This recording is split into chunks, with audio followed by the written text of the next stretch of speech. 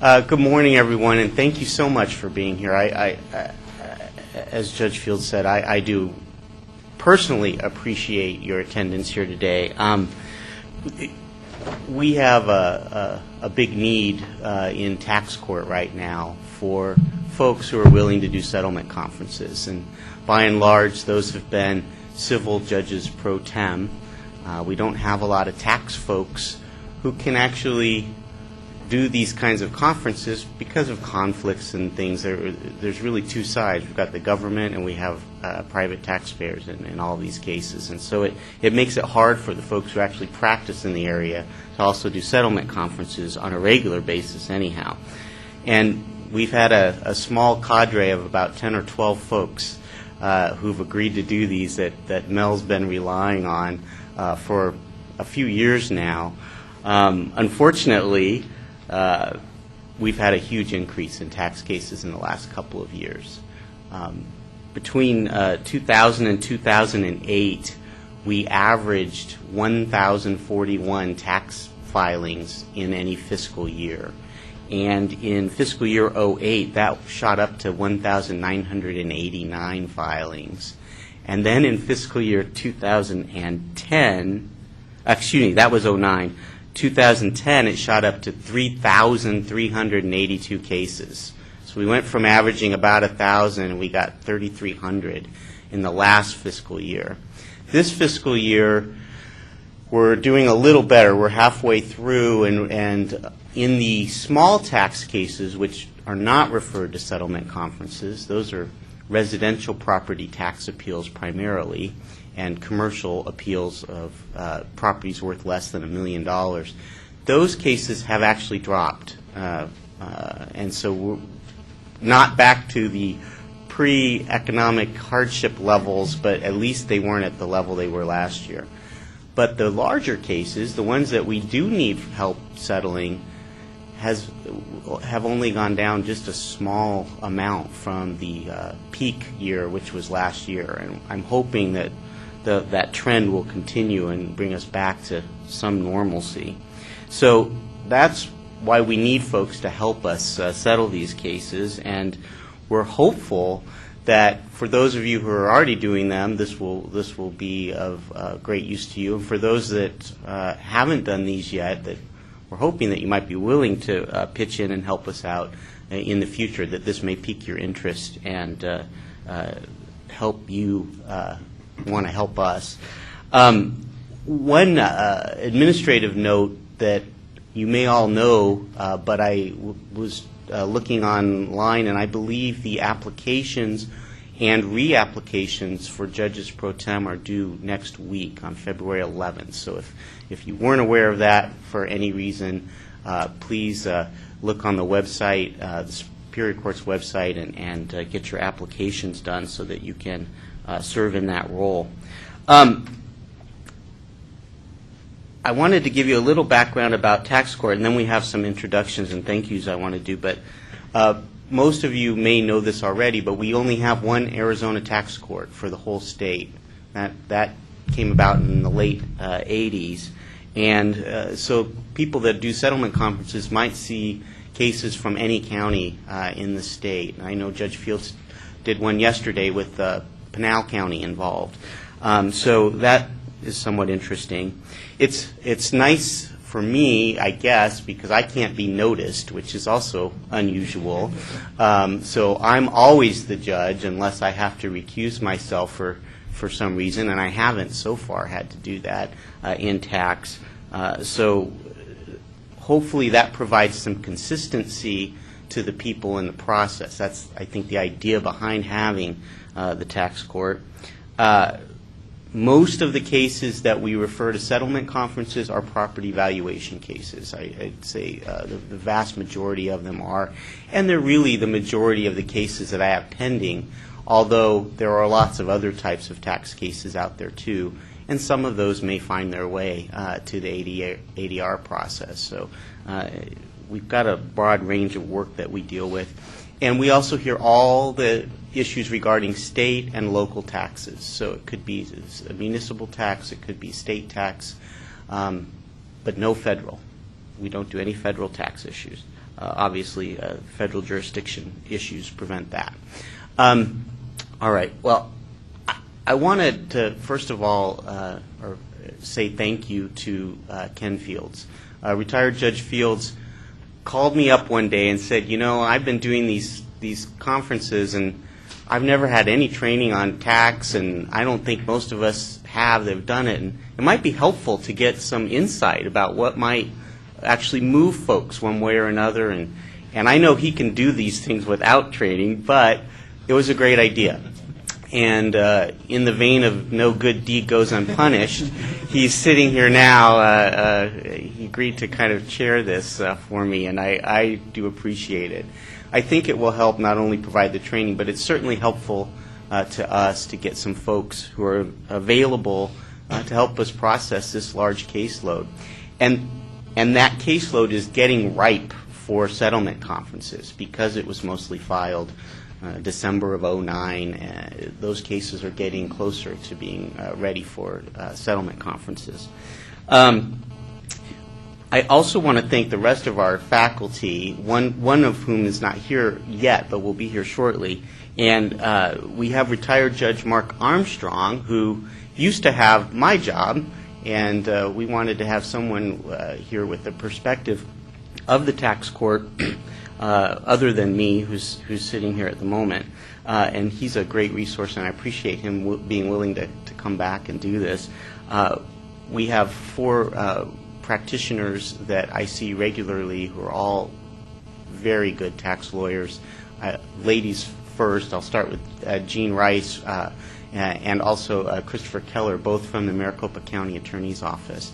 And they represent Maricopa County in many of these cases, and as you can imagine, they are a party to more cases probably than any other county combined, or all the other counties combined.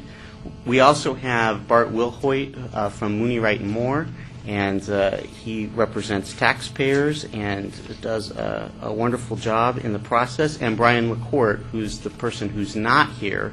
And Brian, I believe recently went to Ballard Spahr. He changed law firms, so according to his bio, he's at Ballard Spahr now, and I see him on some very interesting cases that he handles. So I just appreciate everyone being willing to do this. We also have 2 honored guests that I want to introduce. First of all, we have Maricopa County Public Fiduciary Gary Strickland. So thank you, Mr. Strickland, for being here. And I particularly want to thank our next honored guest, who's not only a public official, but who has agreed somewhat recently to speak here today. And I think his insight is going to be really invaluable for all of you. And I'm looking forward to watching it on videotape afterwards. We have Maricopa County Assessor Keith Russell here, and he's agreed to come talk about how the assessor's office works and kind of give you all a sense of what happens in his office, what's the process that it goes through, and that will be really helpful to you when you're dealing with these settlement conference cases. And so I'm thrilled that he's here today and has agreed to do this, and I want to thank him personally. And at this point, I think we're going to turn it over to Mr. Russell and have his presentation. So thank you very much for your time, folks, and I hope you have a great day. Oh, I forgot, and she's outside, but I did forget Mel. I knew I'd do that.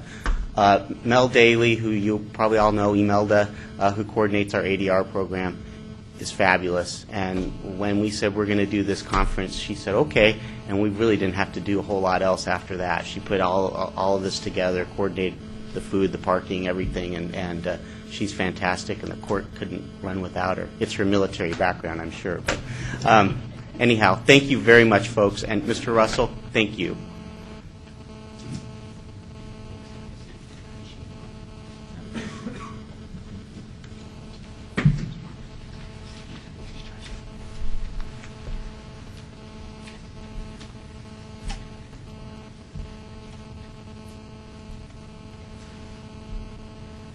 Good morning.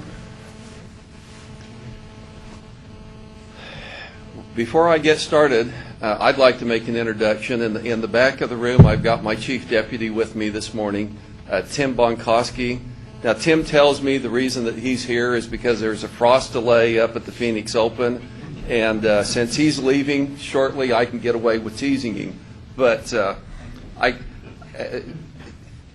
as you might imagine, in all fairly good-sized offices, you have to rely very heavily on that position. I really appreciate the work he does. He's a great asset, a great resource. At the end, I'm going to have some cards in the back of the room if anybody would like to get in touch with either Tim or myself. If you've got questions, if we can be helpful, I make that invitation to all of the millions of people who live in Maricopa County. So feel special, but that invitation goes out to a whole lot of folks. Our job is to try to help people understand the property tax system, and I really believe that in large part. So what I'd like to do here today is I'd like to start off by talking just a little bit about the system, trying to help you get some background. I think you're going to hear some of this same information probably from the panel as we work through the day, but as I was talking to a few of them earlier, I said, well, if I get to say it the first time, I'll put my spin on it. And so I'd like to talk about the system a little bit. I'd like to talk a little bit about valuation methodology and help you understand what we do in the assessment world and how we do it. Obviously, we're not going to have time to get in tremendous depth, but a little bit of an overview.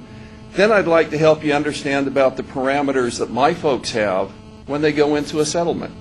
And finally, I'd like to just give you a little bit of my personal perspective on what my job and what my office's job is and the environment that we coach success in our world. So, but to get started, here we go. It's always a little bit fun to go back and examine where we have been so that we can get a perspective on where we are today. We've had property taxes in Arizona since territorial days. They actually showed up in 1871. Back then, in most of the counties, the sheriff did my job. Well, the sheriff had to go out and chase bad guys. So, you know, we didn't have a system the way we do today. It was actually a self-reporting system back then. You as a property owner filled out an affidavit and you sent it into the sheriff. But what happens in a self-reporting system? You have to find ways to encourage people to be honest, right? So we were creative. It was the Wild West. If you underestimated the value of your property, the penalty could be that we'd hit you up for 5 times what it would have been otherwise. We'd pay your neighbor to turn you in if you were underestimating your value. We paid a bounty. If the government got more money, we'd share that extra money up to 50% with whoever turns you in. If you refused to pay your taxes, the sheriff, within 3 days of when you should have paid him, could go out and confiscate that property. Well, the world has changed since territorial days. In our current system, when it was set up, when we became a state, they set up the Office of Assessor, Office of Treasurer, and over time, the system was modified. The current system we have today, to a large degree, came about in 1980. It was an outgrowth of what was happening over in California with Prop 13, if you recall those days, and Prop 13 over there. We recognized that there may have been some good things with what was going on in California, but we also thought we had some good things here in Arizona. So what did we do? We tried to combine both of them, and we came up with arguably one of the more complicated systems in the nation. One of those complications is really denoted by the fact that we have 2 assessed values in Arizona. Most states only have 1. We thought if one's good, let's have 2. Not really that way, but well, we do have 2. One of them is tied to the market. It's called the full cash value. When the market goes up, it goes up. When the market goes down, it goes down. The second assessed value we have was what's called limited property value. This is simply a statutory formula that the legislature came up with that moderates valuation fluctuations in the real world. These 2 values are also known, the full cash value is also known as secondary, and the limited property is also known as the primary. At one point in time, the limited property was where the majority of the taxes were calculated. That's not the case necessarily today. For my presentation, though, I'll stay with full cash value and limited property value just to keep the names the same as we move our way through. We have a very long calendar in Arizona as far as property tax system, and we're going to talk more about it in a little bit. That calendar really came about in the mid-90s. Because of that long calendar, we had to find a way to get new construction or properties that were modified on the roll correctly. We'll talk a little bit more about that. And then here in Arizona, we weight the property's obligation towards the total depending upon the use of that property. So we have what we call a legal class code, and every property, once it's assessed, this legal class code is applied, and that's why you hear sometimes that the shopping center down the road is paying more for every dollar of value that it has than you would be on your single-family home, and we'll talk more about that in a few minutes also. Let's start off by talking about full cash value. Full cash value really drives the assessment process. Full cash value is synonymous with market value. The value may be equal to or less than the actual market value or what you can sell the property for. The lower values are a reflection of adjustments that are made for mass appraisal error, creative financing, personal property, and time on the market. The Department of Revenue came up with guidelines for the assessors in '93. They were codified by the legislature in '94 that spells out these particular factors that have to be taken into consideration, and we do that every year with our values as they come out. Full cash value, again, is unlimited in how fast it can increase or decrease. It follows the market. We've had, in my 6 years in office, I have seen the biggest increase and the biggest decrease we've ever seen in Maricopa County. We've had on a heck of a ride the last few years, and the full cash value has been a reflection of that. The full cash value is used to calculate on the tax bill such things as bonds, overrides, or the budgets for special districts, and generally the full cash value is a value that's going to be appealed either in an administrative or a court appeal setting. This chart just gives you a little bit of a sense of where we have been with full cash value over the last few years in Maricopa County. When I took office, we had about $274 billion of full cash value on the roll. We peaked out at $516 billion, and this year, the notices that we'll be mailing out the end of this month, we'll have about $320 billion on the roll. That's a drop of almost 40% from the peak to where we are today. And I should have said at the beginning, if people have got questions, please feel free to stop and ask. I have a tendency just to barrel along. I'm a politician. I maybe to some degree enjoy hearing my own voice. My kids would agree with that. And I'm going to ask Gene. Gene, I've got an allotment of time. If I get close to the end and you feel like I'm just barreling down the road, throw something at me. Now, if we let Bart throw something, he might hit me. Gene probably will miss, so I'm safer there. I enjoy a little levity once in a while. I cut this cartoon out of the newspaper back in 2006, Adam and Eve in the garden. The snake has got a piece of paper in its mouth, and Eve is saying to Adam, we can own our own home with easy credit. No money down, no fees, no closing cost, and an adjustable rate mortgage. What do we have to lose? It was that kind of philosophy that helped, in part, create this roller coaster. So, let's talk about limited property value. It's important to understand, even though this generally isn't what gets appealed, how it works. Limited property, again, is simply a statutory formula, and it's always trying to catch up to full cash value, but the limited property value can never exceed full cash value. It's always trying to move up, but moves up generally, at least in a hot market, slower than full cash does. And the calculation for moving it up is it gets to increase by 10% of where it was last year, or 25% of where it was last year in this year's full cash value, whichever one is greater. To try and give you a sense of that, when the market was really hot on my personal home, when I showed up, the office was assessing single family and vacant land every other year. I changed that. We're doing it every year because we're in such a roller coaster market. I think we need to be reflecting things more timely.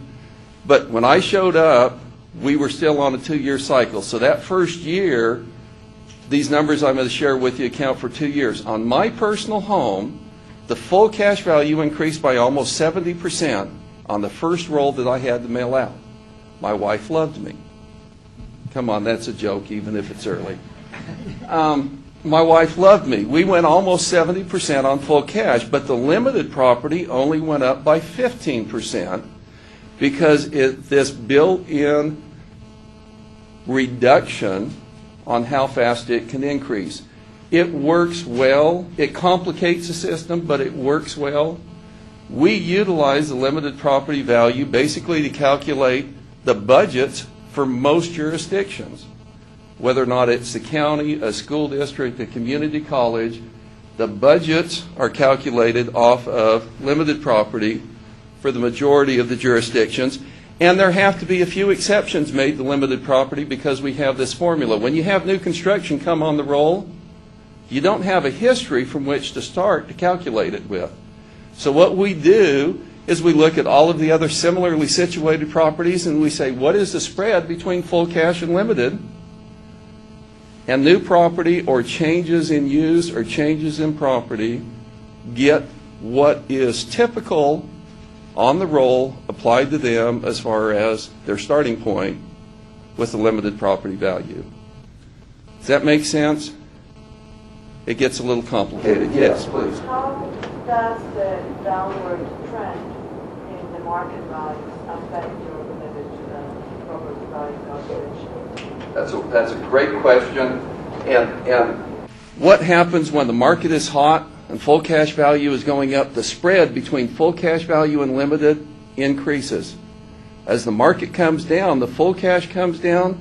And you remember I said limited can never exceed full cash?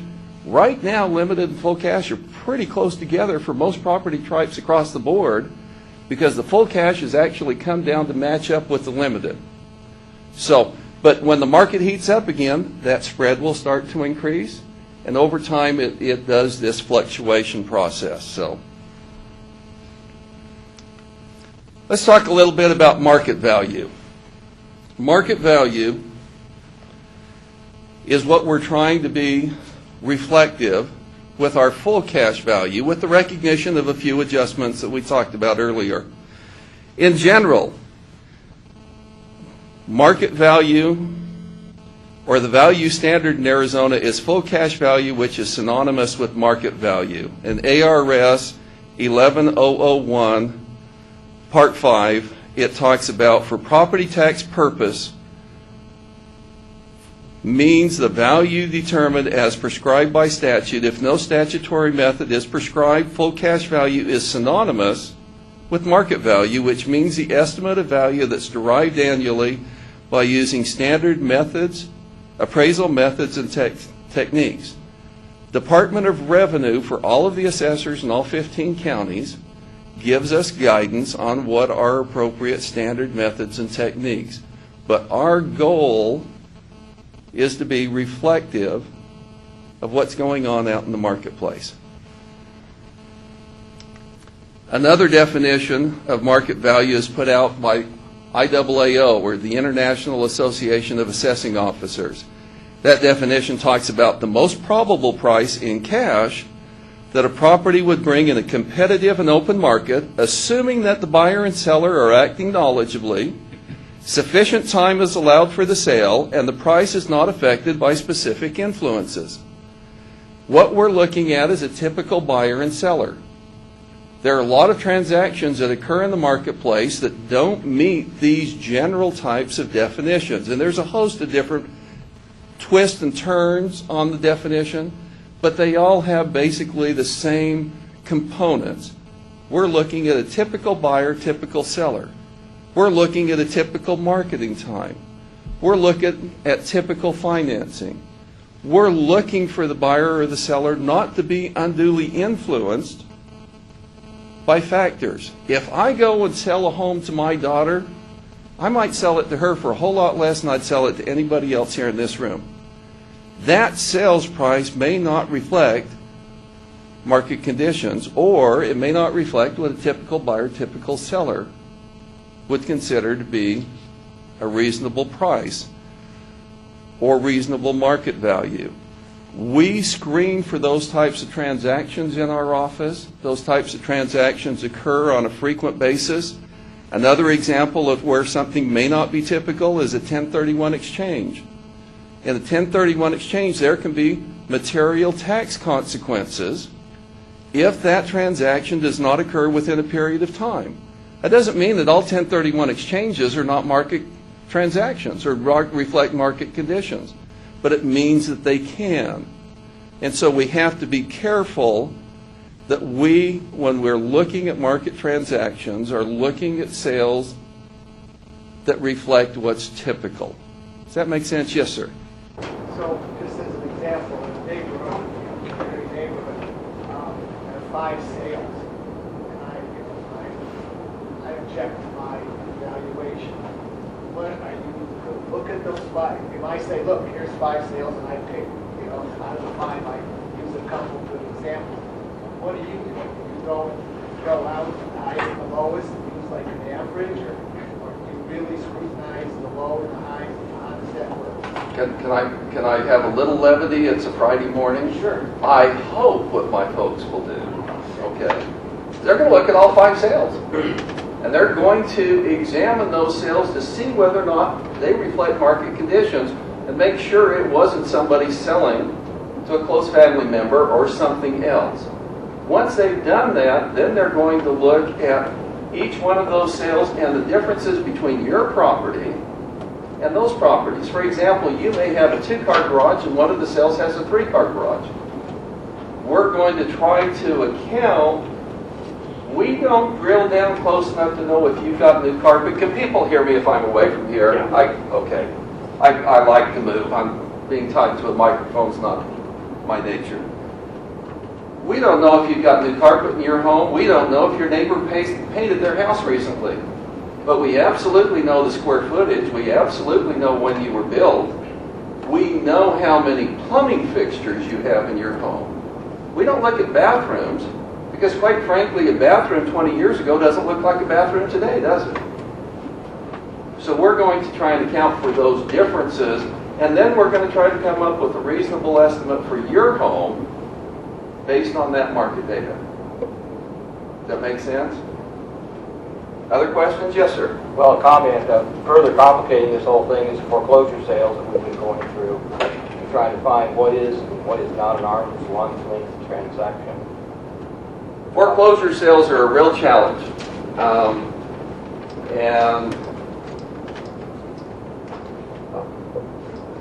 Well, the comic for that is a while back, so they're a little bit farther. They really are a challenge, and we'll mention those a little bit in a few minutes. But when you've only got 2 or 3% of the sales in the neighborhood being foreclosure, it's one thing. We got neighborhoods out there right now, or in the last year, that have had 80% of the sales being foreclosure. That's the market. When we talk about typical buyer, typical seller, we have to take an analysis of what's going on in the marketplace. And so, absolutely, foreclosures matter are a challenge. Other comments?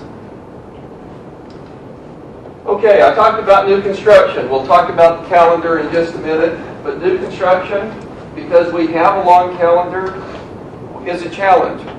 And so people can appeal what goes on when we put new constructions or when a property gets materially altered or the use gets changed on the tax roll after the roll originally gets established. a little bit later in the year so that when the tax bills go out, they're reflective of what's actually out there or what's current. Properties change, and when they do change after we've sent out the original notice, and we'll talk about that in a minute, we can add modifications to the properties up through the end of September. If that's the case, there's an additional appeal process that's going to occur, and it'll make a little bit more sense in just a minute when we get to the calendar. The other thing that's a little unique with Arizona is our legal class code system.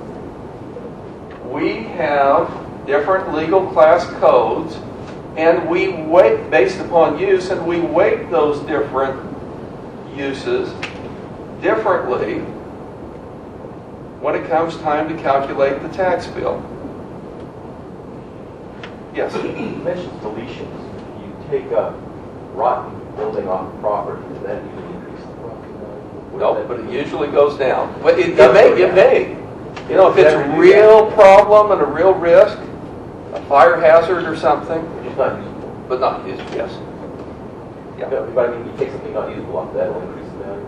No. Generally, it depends upon the condition of the property, but if we have an office building, it's functioning, and it gets removed, that property is going to be worth less. Absolutely. The legal class codes. The three most common legal class codes are commercial properties, vacant land, and residential property. To give you a sense, on commercial property, the legal class code ratio has been going down over the last number of years, since 2005. It is going to be 20% for the tax bill that comes out this year. Last year it was 21%, so it's been going down. Vacant land is at 16%, and your homes or the apartment complex down the road is on 10%. What we do is we take the assessed value, we multiply it by this code, and we get basically what would be a net assessed value, my term, not an official term, for calculating the total roll for taxation purposes, and we'll talk more about how that's applied in a few minutes. That gives you an example of the 9 legal class codes that we have. This, I'm sure you can't read it, but it basically points out that each legal class code, or most of the legal class codes, can be broken down into subsets. We're trying to slice and dice based upon property use, and depending upon property use, your obligations towards a tax bill can either be increased or decreased, and we'll talk about that calculation in a few minutes. This is the calendar. This calendar reflects the tax bills that were mailed out last fall. For everybody that received a tax bill last fall, or every property owner around the state, the process actually got started back in the fall of 07, and we, the other assessors around the state, were collecting data from the fall of 07 through the fall of 08. We were trying to measure what was going on in that marketplace. We take all that information, we plug it into the computer kicks out a value, and that value has got to go to the Department of Revenue by December 15th of every year. Department of Revenue looks at those values and they say, does it meet the statutory obligation that the legislature set up, which is dealing in a mass appraisal environment? So what we're doing is we're dividing up the county into markets, and we're saying, based upon the sales in those markets, do we have equity? Do we have parity? Are we meeting the requirements in the statute for the transaction, relative to the transactions for the assessed values that are out there? They get a short period of time, 30 days. But if in that 30 days that they're examining those values, they decide that I have not met my obligation, or any other assessors not met their obligation, they can issue what's called an equalization order. If we want to contest it, we can go and fight that and argue about it. But ultimately, they have authority, if they're successful in that contest, to force the assessor either to increase or decrease the values in particular market areas, and that has happened in the past. we mail out what's called the notice of value to every property owner. That's the little love note you're going to get from me if you own property in Maricopa County at the end of this month. It has to, by statute, be mailed out before March 1st of every year. It tells you what our opinion of the full cash value, limited property value, and classification for your property is going to be. And then we start the appeal process.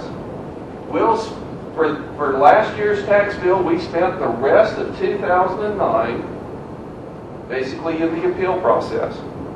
Once the appeal process, and this is the administrative one, once that's completed, we send the numbers to the taxing jurisdictions. They have to set their budgets. Those need to be done by the end of summer. Tax rates have to be set by the third Monday in August.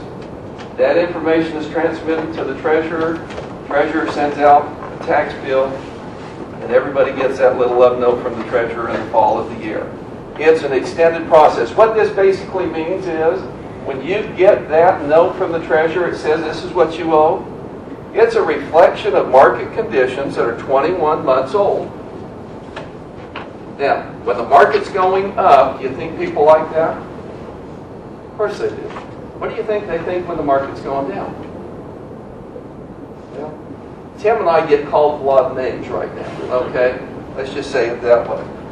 It's an extended calendar. It's a challenge. There is a legitimate reason why we have it the way we have it. There were reasons why we put it in place, but it's one of the real challenges that the public has. The assessment for last year's tax bill is entitled 2010, but it's a reflection of market conditions as of January 2009. That's a real challenge for the public. It's a real challenge when we're in settings, whether it's the administrative process or in a court process. It's important to remember when it says 2011, or the one we'll mail out today, or I'm sorry, this month, we'll say 2012, it's a reflection of market conditions as of January 2011. And so when we start discussing about what the appropriate value should be, we always have to keep that in the context of a date specific for that valuation. Another little comment. Husband comes home to his wife and says, if you keep harping on the results, you'll never be able to see what a perfectly sound economic theory it was. That's the way the public feels about this calendar, okay, sometimes. There really is good reason behind it, but it's really a challenge to help people feel good about that 21-month delay. Let's talk about valuation methodology for a few minutes. What we do is what's called mass appraisal when we send out that original notice of value. Mass appraisal is a systematic appraisal of groups of properties as of a specific date using standardized procedures and statistical testing. I have 321 employees in my office. I have almost 1.6 million parcels or business personal property accounts. In Arizona, we tax real estate and we tax business personal property. Almost all of those are real estate, but we do have a number of personal property like the equipment at Intel or the equipment at Motorola, those types of facilities. There is no way we can do an individual analysis, or any other assessor in this state can do an individual analysis of all the properties they have in the time frame they're given. So what we do is we use mass appraisal. That is contrast with the kind of an appraisal that you would get if you wanted to go and get a loan on your home at the bank. That's called fee appraisal. Before I got elected, I was a fee appraiser for 20 years. That's the background that I bring to the job. Fee appraisal is it's focusing in on an individual property, where mass appraisal is focusing in on a larger population set of properties at the same time. Now, the valuation methodology is similar in both methods. However, market analysis and the quality controls are handled differently. Most properties are valued for the notice of value by the mass appraisal system. However, when they get into the appeal process, when they get into court, we deal with them on a fee appraisal or an individual property analysis. This next slide just gives you an idea of mass appraisal concept. What we do, and this chart shows industrial sales that occurred over a period of months going back from January 03, based on a dollar per square foot of that sales price divided into how big the improvements are. In mass appraisal, what you do is you look at all of the appropriate data. Now remember again, I've told you we screen these sales to try and take out the ones that don't reflect market. But we take all of the remaining transactions, we put them together in the computer, and what the computer does is it looks for a middle ground. It looks for a baseline, and then it adjusts from that baseline for the unique characteristics between your property and what the typical property is going to be. That's contrasted with what happens in the fee world. This chart just simply shows the valuation methodology. I just pulled it out of a USPAP material. USPAP is the Uniform Standards of Professional Appraisal Practice, promulgated by the Appraisal Foundation. Talks about in the fee world the typical steps that occur in the valuation process. I have an opportunity to teach classes on USPAP around the state and the different areas. And the process is pretty much the same, but we're doing it based upon an individual property analysis. And so what we're doing is we're going out and getting information from the marketplace, and we're adjusting that to reflect our subject property. Our subject property is 2,100 square foot. We're adjusting all the comparables to reflect a 2,100 square foot property.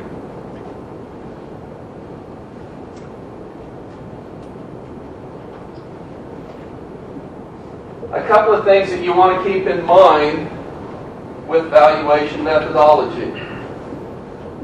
When we talk about basic appraisal philosophy, we talk about having a bundle of rights that each owner has.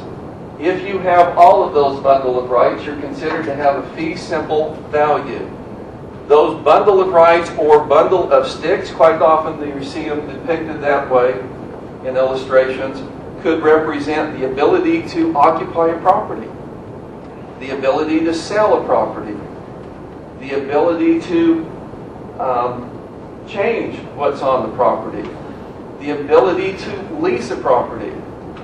If some of those bundle of rights have been removed, for example, if I own an office building and I lease it out and I've got a contractual obligation to let a tenant utilize it, I've taken one of those sticks out of that bundle of rights. I don't have all of the potential ownership interest that I do in a fee simple valuation or fee simple estate. For taxation purposes in the state of Arizona, we're looking at a fee simple value. So in my office building, if I've leased it out and the assessor is trying to figure out what the assessed value should be, they are going to be looking at what a typical lease would be, not necessarily what my lease would be. My lease may be for less money than what's normal. It may be for more money than what's normal. We're not looking to reflect what's actually happening, other than it helps us understand the marketplace. But we're looking at the marketplace. It's important to remember that each property is unique. By definition, each piece of real estate is unique. Even if you have a subdivision with tract homes that are exactly the same, each one of those homes is unique because one of them's a little bit closer to the grocery store. One of them's a little bit farther away from the grocery store. One of them may back up to a busy street. One of them may have this or may have that characteristic, but by definition, every piece of property is unique. We have a phrase in the industry that says one sale doesn't make a market. It's a good phrase. It's like any terminology. It's accurate most of the time, okay? But don't get confused by looking at one transaction and necessarily thinking that reflects what's going on. The gentleman's comment earlier about if you've got 5 sales in the neighborhood, if you just look at one of them, you may be let off course of what's really going on, couldn't you? You need to look at all of them and do an analysis if you can. Be careful about what is and what is not comparable. I just got a heading there of common sense, and below that is a listing of the adjustments that most of the textbooks on appraisal talk about that an appraiser needs to consider when they're looking to see if the property or market data is going to be comparable. For example, non-realty components. If you're looking to value a restaurant, you may have had a restaurant sale with all the equipment in the kitchen. The tables, the chairs, the furnishing. There may even be a little bit of food inventory that was wrapped up in that sales price. All of those components are not real property. You've got to remember, when you're looking at real property, the non-realty components need to be accounted for.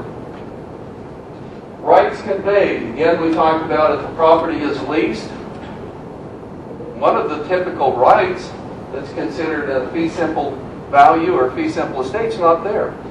It may need to be accounted for. Financing. Financing right now is pretty cheap. We've enjoyed a long period where money hasn't cost very much, has it? I got started in real estate in the mid-'70s. Shortly after I got started, we had that 21% interest that the banks were trying to charge some folks. Financing can make a huge difference. You want to be careful about it. Condition of the sale. What is the motivation? Was somebody trying to get a transaction made quickly? We talk about foreclosures. Foreclosures, even when they're the primary activity in a marketplace, you've got to be careful. On the west side of town this last year, we had one financial institution who was selling vacant pieces of land for 30% below what everybody else was selling them for. They wanted to get them off their books.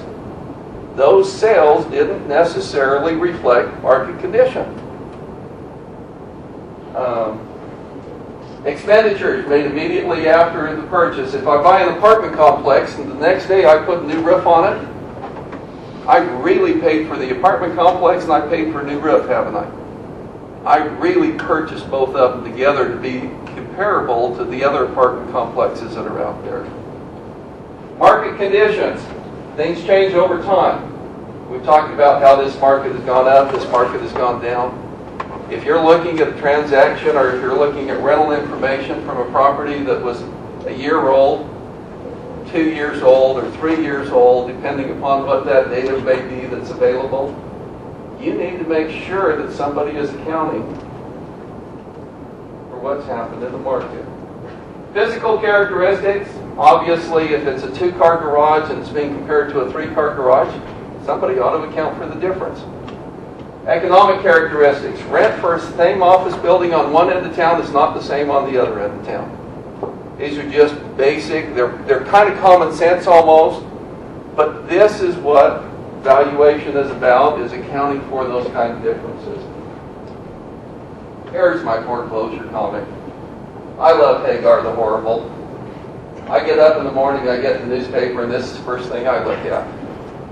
There may be, and I'll give Tim an opportunity to laugh at me now, a little bit of resemblance between myself and the gentleman there, but won't go down that road anymore. Hagar's wife talks about, remember when you promised to buy me that castle? And Hagar says, yeah, but the timing isn't right yet. I'm waiting for it to go into foreclosure. Foreclosures are a challenge right now. They are going to be for a while into the future. They slowed down a little bit at the end of this year in the single-family home market. They have picked right back up the first of this year, folks.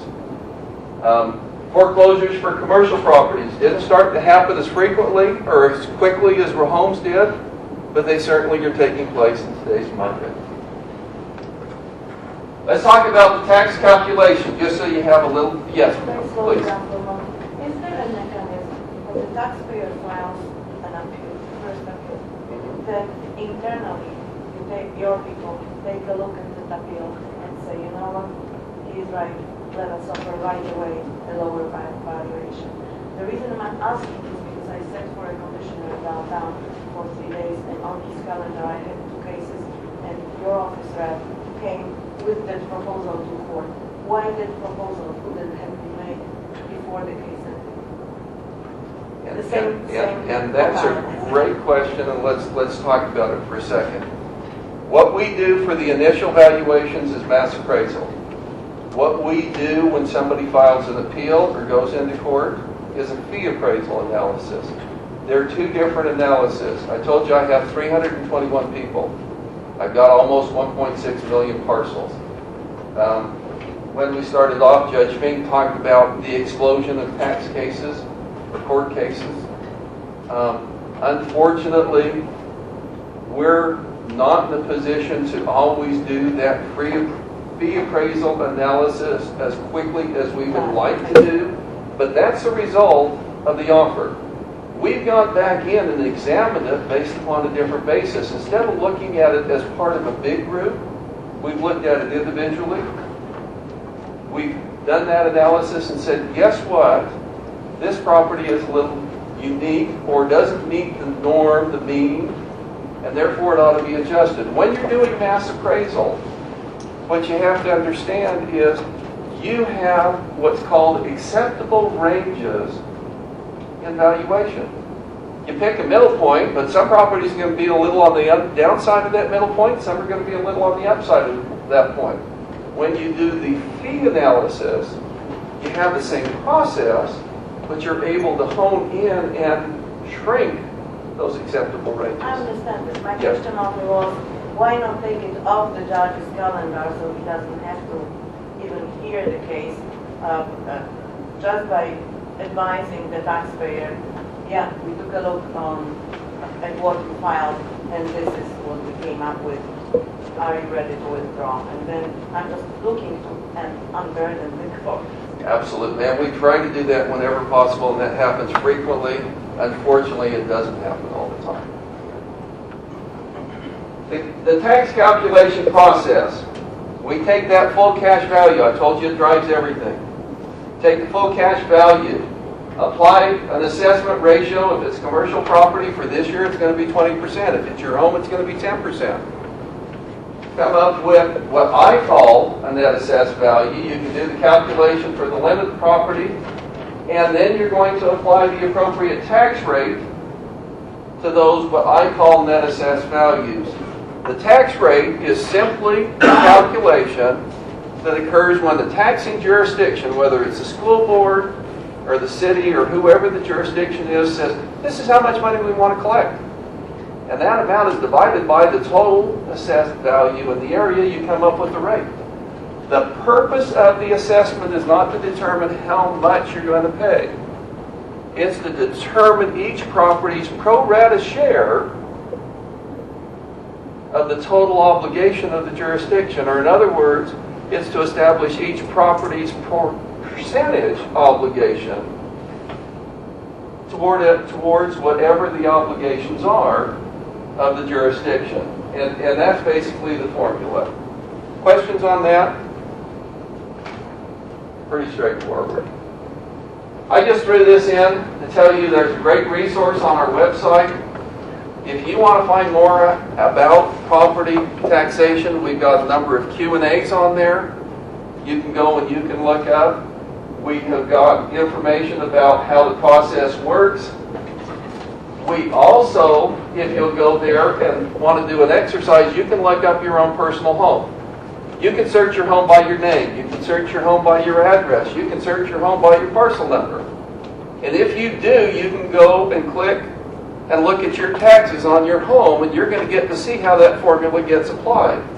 What's going to happen is it'll take you over to the county treasurer's website. You'll see a screen like this that gives you a history of what you've paid the last few years, and right up in the corner there, it says tax bill. Click on that, and I know you're not going to be able to read this, but you'll see the layout. You'll get to see, based upon each taxing jurisdiction, the calculations that occurred on your home. Or if you have an office building, you can look that up. Now, quite frankly, I don't have the guts to put up anybody else's information on a speaking scenario like this, so this is my personal home. But you can see, this is the limited property analysis for Maricopa County's budget. And you can see what the tax rate is, and you can see what I paid this year and what I paid last year. This is the one for the full cash value. I told you that it's used to calculate bonds, overrides, and special districts budgets. You can see I live in Mesa. This is a bond for the city of Mesa. You can see how it's calculated. Let me encourage you to go and pull up your own property and walk yourself through so you understand the process that's taking place. Let's talk about the appeal process. Basically, it's a three-step process. If somebody wants to participate in the first part or the administrative part, they can, if they want, have an informal meeting with the assessor. If they're unhappy with what occurs in that meeting, and what will occur there is we'll go in and we'll do an analysis of the value of that property to see if we think the mass appraisal system worked. And we may offer at that point a reduction in the assessment. Even if we offer a reduction and you don't think it's enough, you can go to the next step, which is called the State Board of Equalization in Maricopa County, and the rural counties, it's the County Board of Equalization. The State Board of Equalization is completely independent from my office. You get to go and make your presentation to a hearing officer. They get to make a decision. If you're still aggrieved, you can go to court. You don't have to go through the administrative process to go to court. But if you don't go through the administrative process, you've got to get to court by December 15th. If you go through the administrative process, there are different timetables that you have to adhere to get into a court setting. These are administrative appeal numbers for the last few years that you can see there. When I first showed up, we had about 10,000 appeals. Last year, we had about 20,000 appeals. That's really why sometimes we're not able to get that work done sooner, and we really wish we could. Unfortunately, sometimes we're not able to do it on every property. Keith, you want to talk about the percentage of reductions at each level? Go for it. At the first level, a homeowner, based on statistics for those years, about 25% of the appeals are given a reduction. When it goes to the State Board of Equalization, it's about a 48% reduction. And when it goes to court, it's between 75 and 100%. So the best we can do in court, or people before you, is to maintain the status quo. And the assessor will tell you, a win for the government or taxing jurisdictions is status quo. So usually in settlement conferences, a win for us is just to maintain the same value. That's between 75% and 100% of the times when it comes before you or the tax court. Those are the numbers. Do you have those figures for commercial properties, Steve? That's all properties together. That's all, okay. But most of the properties that will be before this group are commercial properties. Very seldom do residential properties ever get to tax court. And if they get in court, it's usually going to be small claims court because Correct. it's a much easier format for them. Now, I'm going to pick on Tim for a second because he's repeating language that we use all the time in the office. And I frequently try to modify that. It's not about winning and losing from our standpoint. It's about doing the right thing. If we've overassessed somebody, and you're going to hear me say that at the end of the presentation, I want it fixed. My goal is to reflect market conditions. But he's absolutely right. From a perspective, it's not like you might see in a number of other court settings where the traditional concept of winning and losing may be applied. The government generally is starting from a particular point and moving on only one direction. Not always, but generally. Paying taxes. Where are we on time, Gene? Getting close, okay.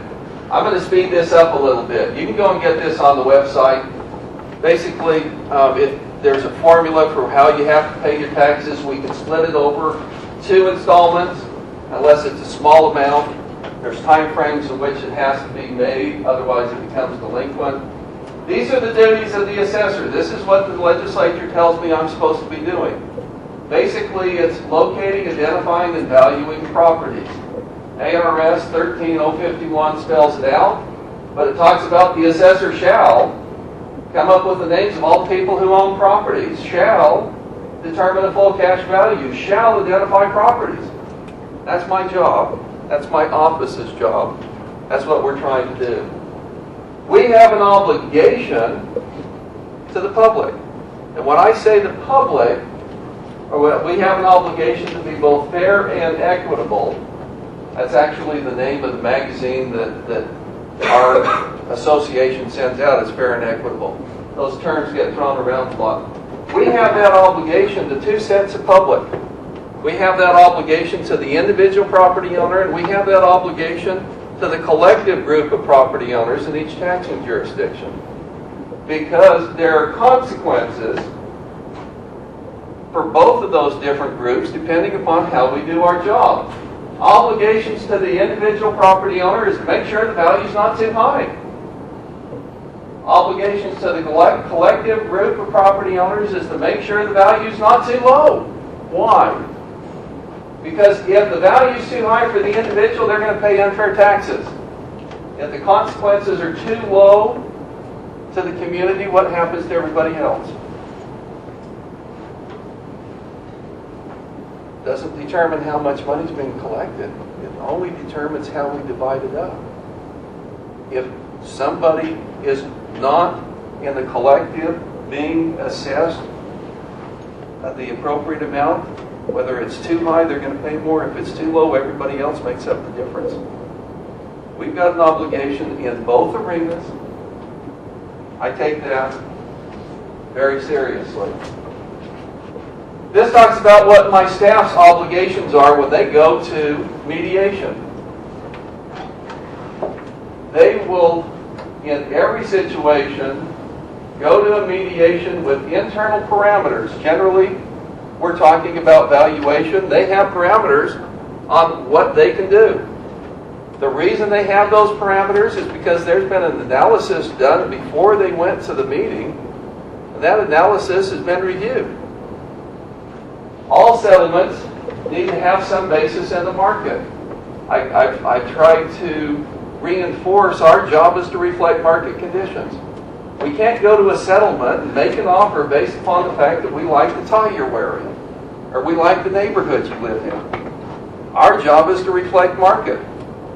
That's our parameters. When we're in settlement negotiations, we have to find justification in the marketplace for what we're talking about. That's the world that we live in. The assessor's office doesn't have to take abuse. I put that in there because, quite frankly, I don't go to too many settlement conferences. I've only had the opportunity to go to a few. But I participated in one where I felt like people involved got a little bit abusive. My folks have got my permission not to put up with that. My folks also have an obligation not to dish it out. And if anybody feels like that somebody in my office has been acting inappropriate in this fashion, I want to be the first one to know. I will not accept that from my people. That's a big deal to me.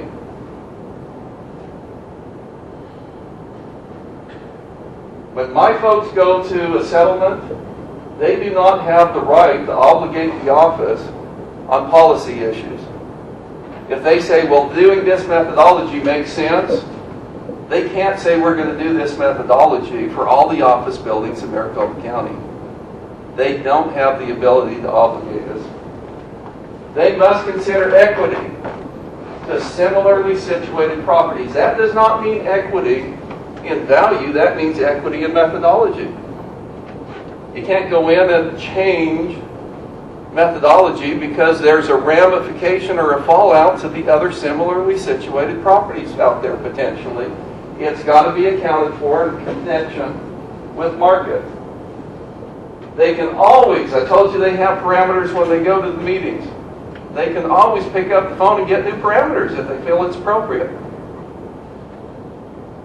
There's an obligation on their part to confirm information. If the other side comes in with new information and presents it in the settlement conference, please do not be offended if we say we need to check it out. We're not trying to call anybody a liar. We have an obligation to do a job and make sure we're doing it well. We need to sometimes go and make sure that information is valid. And then always remember at the end of the day, the Board of Supervisors is the only one under the law who's authorized to settle litigation in these property tax cases. We have the opportunity to represent the board in these cases. We have the opportunity to go back and report and help the board understand the reasoning for a particular settlement. But it requires the Board of Supervisors to vote one way or another before a settlement actually can occur. Let's talk about my personal observations. Professionalism. I've already touched on it a little bit. I certainly am not perfect. I'm going to make mistakes. My office is going to make mistakes over time. My goal is to do this job the very best we can. If we're making mistakes, I want to get it fixed. That's the message I preach day in and day out, isn't it, Tim? Over and over again.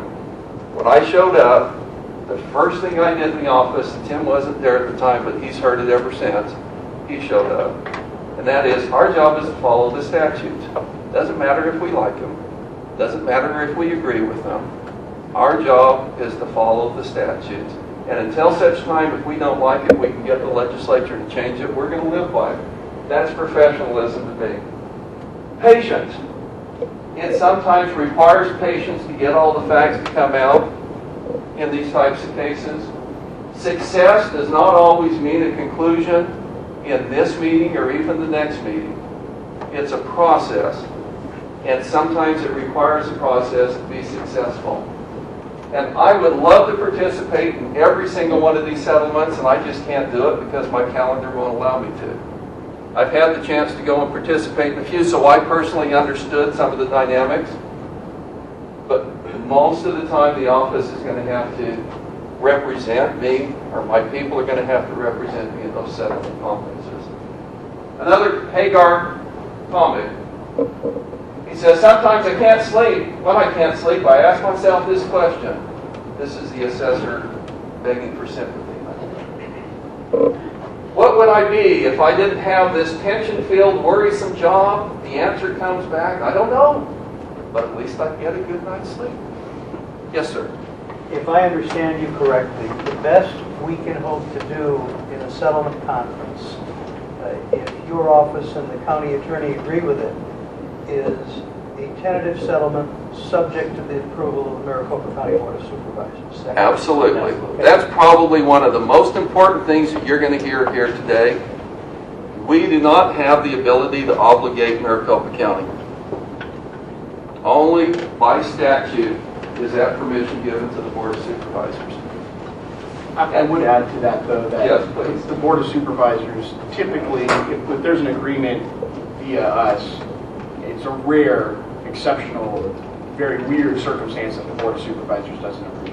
So usually it does result in a settlement, and I think Chris is going to touch on that later. I don't want to step on his toes, but to answer the question since you asked it, although it is still pending, the 99% of the time it's going to go through as a settlement. And as a follow-up, what does that mean the Judge Pro Tem order is supposed to look like if it's going to the Board of Supervisors? I'll let Chris, and unless Keith wants to address it, I think Chris has that on his... And Judge Bueller wants to get that too. Okay, we'll address that. I have patience. Yeah, okay, great. I could have something to talk about. that's usually a non-issue amongst us, so we can usually work that out. And I appreciate it. Bart's absolutely right. The vast majority of the time, it's not an issue. We work very hard before we get to the supervisors to have a case that's laid out that they're going to be supportive of. But it's important to recognize we don't have the ability to bind until they give their stamp of approval. If it was frequently happening and it didn't happen, we wouldn't be doing our job. So, yeah. The last thing I want to touch on. This is a copy of my oath of office. And I take this very seriously. As far as I know, I'm the only one who has a unique component in their oath of office. I went and just listened to the governor and all the statewide officials get sworn in. I've gone and listened to all the countywide officials get sworn in. They all do the first paragraph there. They don't do the last part. I want to share with you what's on the last part. The first part, the important part is basically I'm promising to follow the law. I've already touched on that.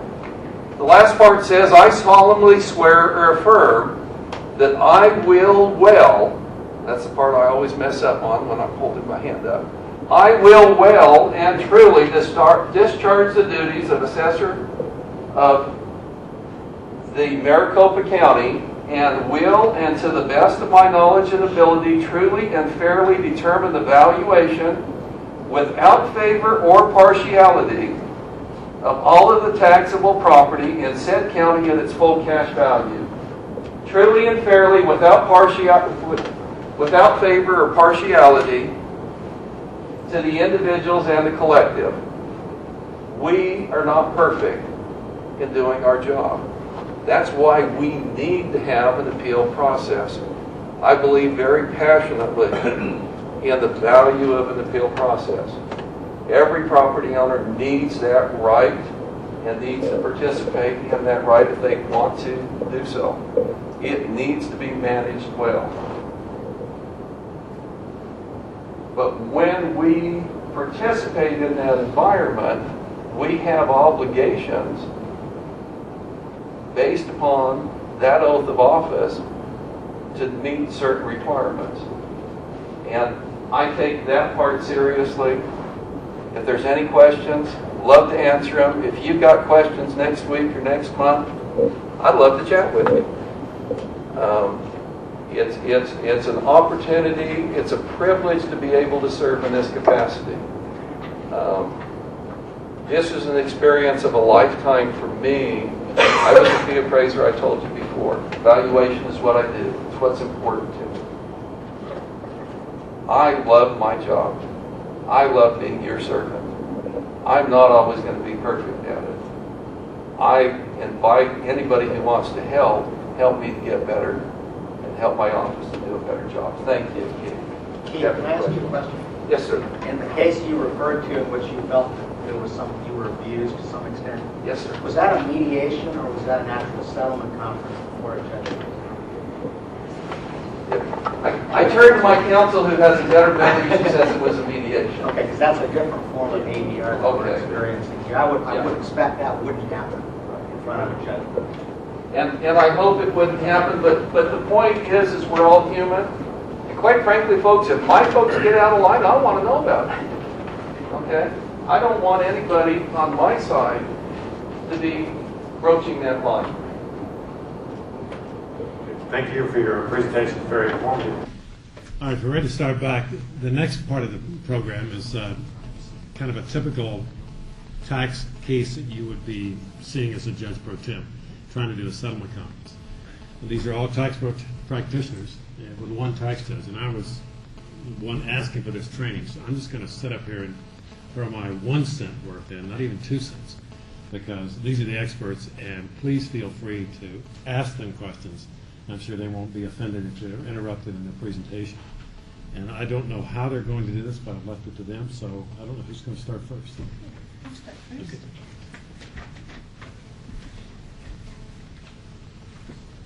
Well, good morning. I'm Jean Rice from the County Attorney's Office, and Mr. Russell covered so much ground in a very expansive way that I think we'll be able to move rather quickly through a lot of this material. And I think some of our intention here will be to, now that some context is laid about the territory that we are walking through when we interact with a tax appeal, we can focus a little bit more about the kind of things that become controversial and the kind of issues that are likely to be at the forefront of a settlement conference that you would be asked to participate in and bring to bear your skills as someone who can bring the parties together. Two comments I thought just before we turn to the slides that we prepared for this program. It's probably obvious to you, but I think it's worth emphasizing that nobody comes and appeals their tax bill, with maybe a tiny, tiny exception that's not likely to come to you if there's actually been an illegal taxation. I've never seen a case where there's really an illegal taxation. People appeal one or more of the elements that get put into the mathematical equation that produces the tax bill, and the most likely one is what is the full cash value of the property, and then that leads directly into all of the appraisal issues that Mr. Keith was introducing here about how to appropriately appraise the property. And the other one might be the classification of the property, whether it really is a commercial use versus some other kind of use or a mixed use or something that would change that tax ratio that he talked about and perhaps lighten the amount of the tax burden that would fall upon that class of property. That's almost completely the kind of case that would be likely to come to you. And of those two, the full, disputes over the full cash value are by far and away the big deal. And the other thing that I notice when in our practice we're talking about settlement values of properties or trying to analyze some appropriate next step in a litigation, it's very easy, even for those of us who do this all the time, to forget the difference between the value that's in dispute in these cases and the ultimate tax liability of the owner and the extent of the change on the tax liability that might come by a difference in the value. The numbers associated with these values are very large. A $1 million property, that's easy in this county. A $20 million property or a $40 million property, but that doesn't mean it's a $40 million case. That the full cash value gets translated. I'm looking at the board as though it was still up, and that's not helpful, but that full cash value ultimately gets inserted into the equations that produce a tax bill for a year. And you sitting as a settlement judge, you're not going to know how to do that, but it's often a useful question to ask if you feel like, or if you get a sense that maybe the parties are meandering away from what's really at issue. Whoever comes from the county is going to have a computer and a facility, the facility to use it in order to give a pretty good estimate of a tax liability on a property. And it can be very useful in terms of breaking open what seems like an impasse when people are reminded that a difference of $1 million in value is going to actually produce maybe $20,000 difference in the taxes that you pay, more or less. So those are two things to keep in your store of information when you go into a settlement conference. Now I'm going to move very quickly, I think, through these first slides. We already heard from this first one, all property in Arizona is subject to taxation, but again, the ones that you're likely to hear about are going to be real property cases that have been locally assessed by the assessor, and what's going to be at issue is the full cash value.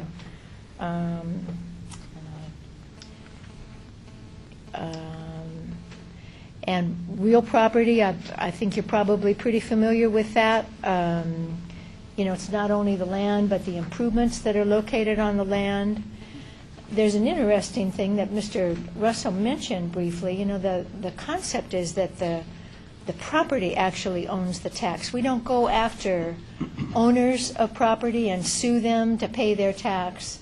All of the remedies to ultimately collect taxes that are not paid are exerted against the property itself, with the liens that are imposed on the property because of the taxes, and then the ability to either sell those liens or ultimately foreclose on the property. But that concept gets turned around when you talk about who has standing in an action to challenge a tax bill. It is the owner who has the ability to file a lawsuit in tax court and challenge the full cash value of the property, not the lender, not the lessee. It's got to be the owner. And interestingly enough, it's got to be the person who actually paid the taxes who's entitled to get a refund, which is in large measure the motivation of anybody who brings one of these cases. So there's some interesting issues that can arise in a market like us where there are so many properties changing hands so quickly in terms of who might be entitled to actually get a remedy. I'm going to move right along. I think Mr. Russell talked wonderfully about the computation of a property tax, and I think you can be pretty safe in your assumption that you're not ever going to have to deal with an LPV value. We're dealing with that full cash value determination, and that's the one that is the most intuitive, I think, for all of us, whether or not you have any background in real estate, because that full cash value is determined by the market. And, you know, we all have our own viewpoints and perspectives in being able to watch what property values are doing, and your opportunity to understand the appraisal issues that would have a bearing on that market value. There are a few kinds of properties that the legislature has intervened and given us a formula for how to determine their value. Golf courses is a famous one. You know, these have been in large measure the product of some political influences that have been brought to bear in the legislature. Agricultural property is also determined by a formula, and it's always been the policy in this case to value agricultural property at a very low value as in a sense, as a buffer to the agriculture industry from the other forces in property value that may be at work around it. I think it's going to be unlikely that you're going to be hearing cases about ag values, because that's a thing that's often determined with some administrative finesse inside the assessor's office. So it's going to be those market value cases that are likely to come to you. And in terms of dealing with market value, for any of you who have had any interaction with eminent domain in your practice or in your courtrooms, there's the concept in eminent domain that we value property in accordance with its highest and best use. And of course there it's the government who's going to take that property from the owner, and there's a considerable push in the law to make sure that that owner is justly compensated, and that includes all of the pumped up kind of value that may actually be in a property because of the potential to use it for something better than its current use. You know, if a rezoning case would result in the ability to put a commercial improvements on that land, that's something that really has a bearing in an eminent domain case. Just the opposite is true in a tax case. There's a statutory ceiling on that kind of future value that may get reflected in a present market determination, and Arizona has determined that for taxation purposes the standard definition of market value works, but we also need to include into that the factor of its current use. For a lot of properties that doesn't make a difference because it's being used for its highest and best use. You got land on Central Avenue and somebody's put an office building on it, and there's no difference at all between the highest and best use of that land and its current use.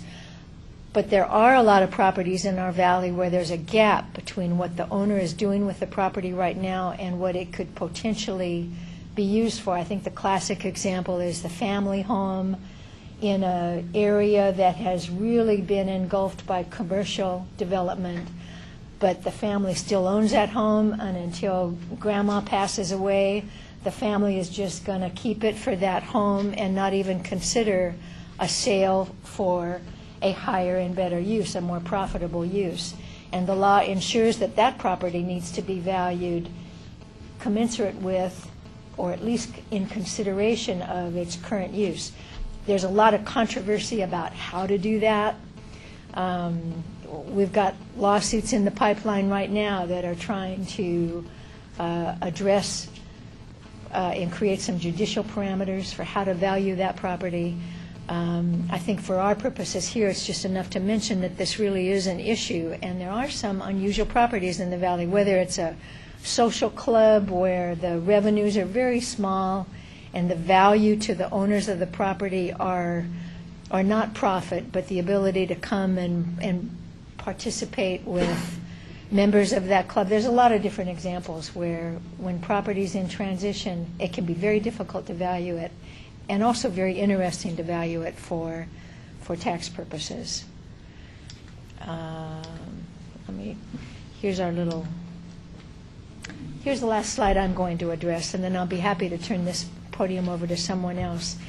The date of valuation for real property taxes is very non-intuitive, and this relates to the calendar that Mr. Russell was talking about, where values are determined and reviewed by the Department of Revenue right around the first of the year.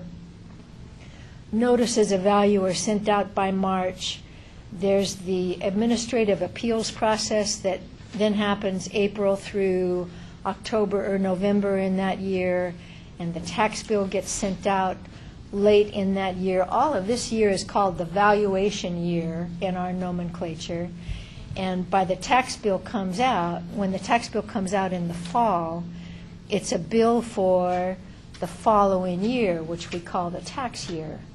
And the date of valuation for any appraisal issue for like the 2011 tax year goes all the way back to January 1 of 2010.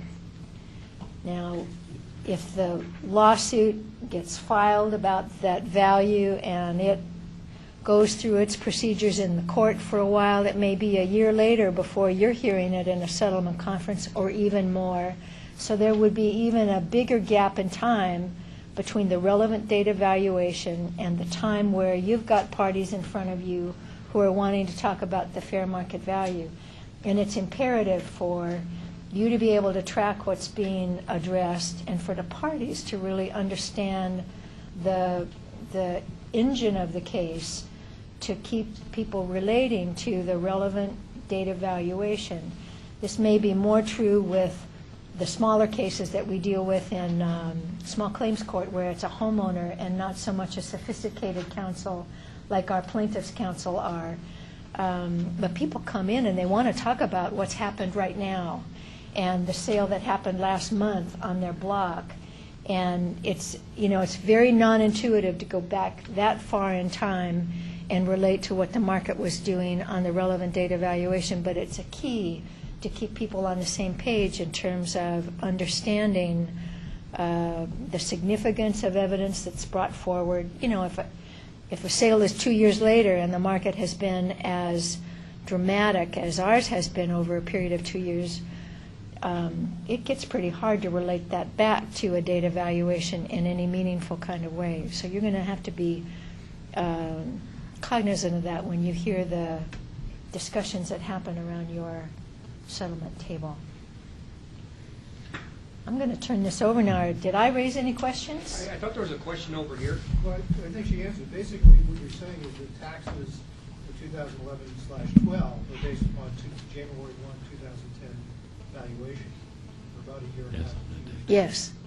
Yeah, the very beginning of the year before. So it's quite a gap. It didn't used to be this way, and there was this attempt to to cover a tremendous amount of appellate process at the administrative level and in the courts between February and August when the taxes are levied. Ideally, when the taxes are levied in August, you've got a pretty good idea of the value on your tax roll.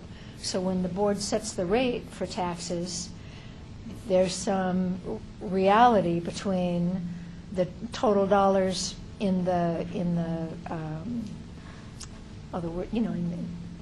properties that are being taxed and the rate that has to be set. And in a major county like ours, it just got completely unrealistic to try to deal with enough of those appeals that we had a realistic sense of the value of most of the properties. So it got extended out another year. It makes perfectly good sense, as Mr. Russell was said, in terms of the work that has to happen. But boy, is it a gap for anyone who you're trying to explain it to, and why does this make sense? Because it's really based on comparables from 2 years earlier. That's right. That's right. And that's a long time in a market that's really risen and fallen. A couple of things she mentioned that really probably don't apply very much in Maricopa County, but it brought home to me yesterday. There were two cases out of Pinal County that dealt with whether they were entitled to the classification of agricultural land. And to me, it just defied common sense, because land that was being used for agricultural purposes was valued lower than vacant land. But there's a significant difference, I guess, in the valuation. And the owners are trying to get the ag valuation because it would be a significant reduction. I guess that's recognizing Arizona's involvement with agriculture, ranching from its history. But it was a big deal. And in fact, if I can just add on to that, what Judge Field is saying, I mean, to give you a little bit of idea of what the value difference is, a ranching piece of property, might be, if it's not ranching, it may be valued at $2 million. But if it gets agricultural classification, it might drop down to $10,000. That is a huge drop. And historically, the reason that has been is because you wanted to promote food growth, that type of an economy back to the territorial days. And so the ranchers, the citrus growers, the farmers were encouraged to use their land for that. That was all fine and good until you had got the development coming around the way it is now. We're also seeing a little bit of a switch back. Things that had all of a sudden become a subdivision, that had been bought from a farmer to become a subdivision, is now, there's no market for that subdivision, so they may want to turn it back into a farm. So they sign a lease up with the farmer to graze his cows or his cattle on something like that. And there are certain, statutory requirements. They have enough head of cattle to make it worthwhile? Do they have water supplies? There's some factual type questions, but a lot of this is set out by the DOR guidelines that you have to comply with.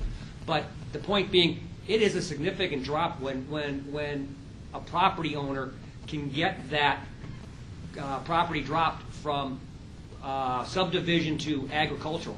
And he doesn't have to be the person farming it. He can just have a lease with somebody else to use it to do that. He doesn't actually have to be the farmer. And the lease could be like $5, $2 a year or something. Yeah. So you may want to be aware that if you're doing a settlement conference, is this an arm's length transaction or is it a $5 a year lease for 200, 300 acres? And is there actually something there to graze on? And that's an interesting one, too, because that is one of the exceptions. Is Judge Fields, it's interesting to hear that you just had a case like that, because that's one of the few exceptions that I think that you will have a non-strictly valuation case. I think 90% of the stuff you're going to be dealing with is valuation. But it's good to know that there's a channel for those, too, and I hope it worked out. My name is Bart Wilhoit. I work at Mooney Wright & Moore. I represent plaintiffs in property tax appeals, so property owners. We have a little bit different perspective than some of the other people in the room, but I would candidly, if anybody has any questions, this is intended to be sort of organic, so ask your questions. We'll try to answer them, as well as I'm sure the panel will chime in if I mess up something or somebody has a different perspective, and Keith and Tim, feel free to do the same, obviously. Bart? Yeah. One thought just occurred to me as we were looking at the slides, and the people who are actually going to be before some of the judge pro tems, is the parties that you, as a plaintiff, bring in. You know, could Yeah. you really address that? You know, how a tax agent actually, you may not actually have the building owner there. Typically. Yeah. So the way it works is when we come in front of you guys as Judge Pro Tems, the way that it'll work, the county will usually have, obviously, their counsel, and then they'll have sometimes up to 3 or 4 assessor reps, but at least one assessor rep. And when I say assessor rep, it's one of the people that works with Keith, that works in the assessor's office, that has, you know, gotten the authority, and they've presumably had discussions about it before time, what that level of authority is. And those people have backgrounds in valuation usually, and we'll work through those issues. On the property owner side, it can be different. You can have somebody that owns the building or the property at issue. You may have somebody from the lessee that's there if they're paying the taxes. But it's also typical to have a tax consultant there.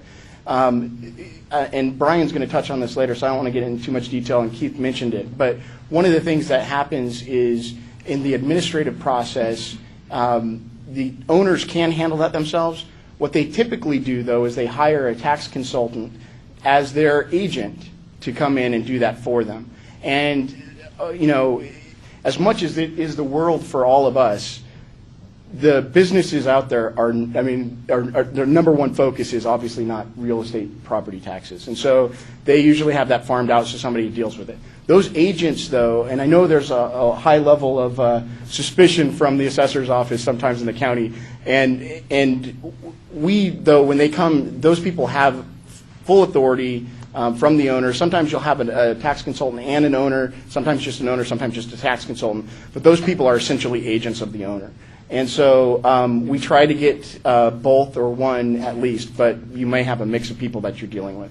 But for your purposes, they're pretty much all the same. Just to get a background, how many people out there have a background, you're coming to this with a background of either a real estate or valuation background? One. And for the record, I'd like to note that Keith did not raise his hand. I'm just joking, Keith. Fair enough. Well, okay, so that's good. And how many people have a tax background? A few more of you. Okay, well, and Keith did raise his hand on this one.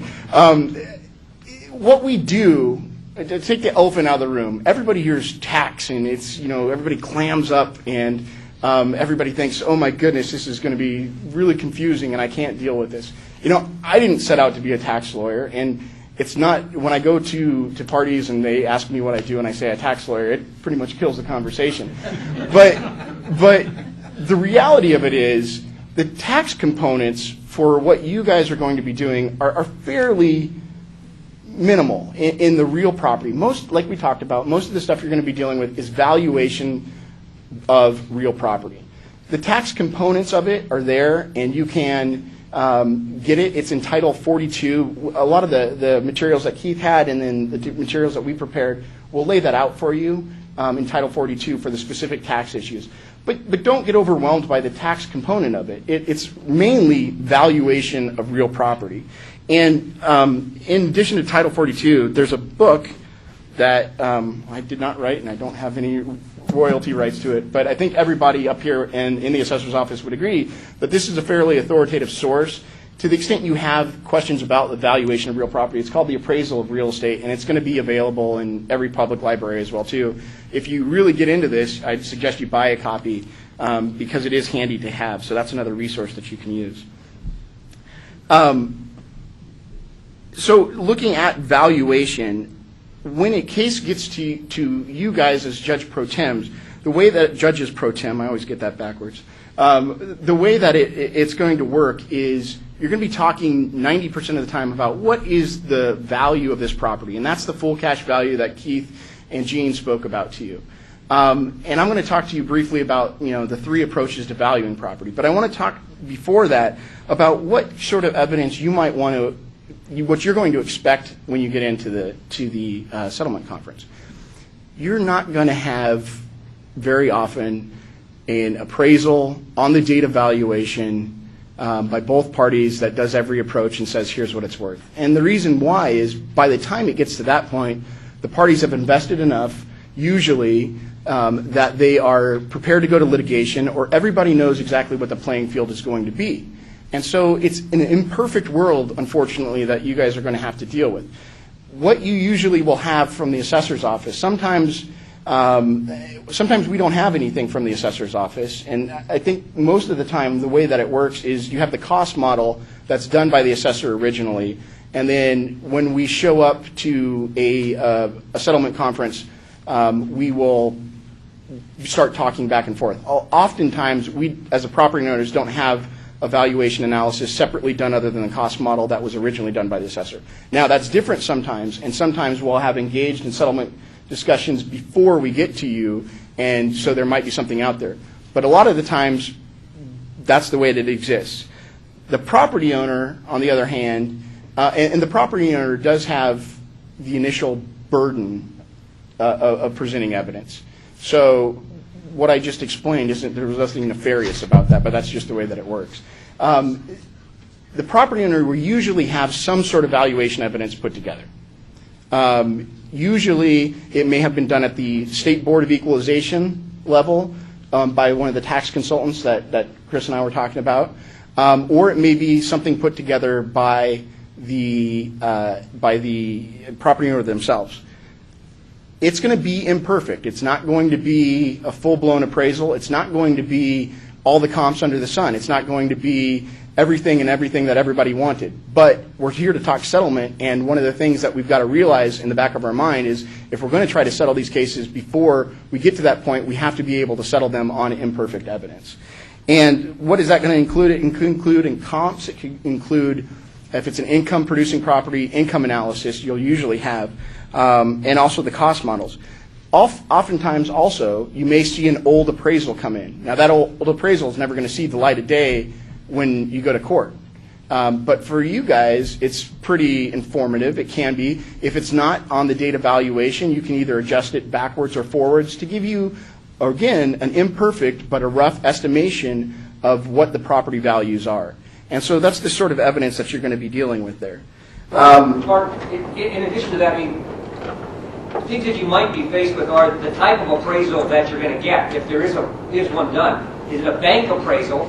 You know, because the bank is foreclosed and taking the property. Now they got to figure out what to put it on their books. That is going to be different than if it's being sold and you're getting an appraisal for court. Is it an appraisal that was done for a condemnation because the flood control district wants to take a piece of the property and put a detention basin there? Again, that's going to be a different type of appraisal. So these are going to be some of the possible nuances that you may see. And what will normally happen is arguments back and forth between the sides as to what weight or what adjustments should be given to that appraisal to try to close the gaps. And that's frankly true with all the evidence that you're going to be seeing. And generally speaking, there'll be a few issues, like it's a highest and best use appraisal in a condemnation context, like Gene was saying as well. Highest and best use, for most of the time, is going to comport with current use. There's times it doesn't, but a lot of the times, that's more of a nuance than you need to worry about. Fee appraisals versus least fee appraisals. Sometimes that'll result in a higher value versus a lower value.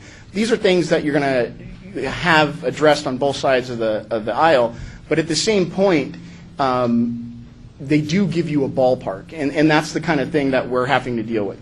I would say, and this is a difference between a private litigant and maybe and a public scenario. I can't speak from the county's perspective. I will tell you, when a private litigant is going to a settlement conference, there's an expectation by them that there's going to be some movement on the aisles, because they realize that this is a business decision for them. They don't want to pay good money after bad money. They're going to show up because they're thinking that this is going to get resolved. Now, when a settlement conference is requested by the county, that creates an expectations in our clients that there's going to be movement back and forth from the county. And so if the county requests a settlement conference, which we're always happy to go and see and try to resolve cases, there's an expectation to my clients. That means, okay, we're here to talk turkey. And so even though the analysis isn't perfect, that's what we're thinking. And those are the expectations that you have going back into it. And I was happy to hear Gene say that something that may be good is for you guys to ask us what taxes are really at issue. I've had different takes on that from different people from the county side, but I think it is relevant. And I think it's a fair question for you to ask. We can all run the calculations. You don't have to do it, although feel free to do it if you'd like. But we can tell you that information because that gets lost in the process, I think, a lot of times. You're dealing with cases that have a lot of interest or other items that are accruing that could be cut short, and you got to really keep your eye on what the actual dog in the fight is. And the LPV, I think, would matter for that same reason as well, too.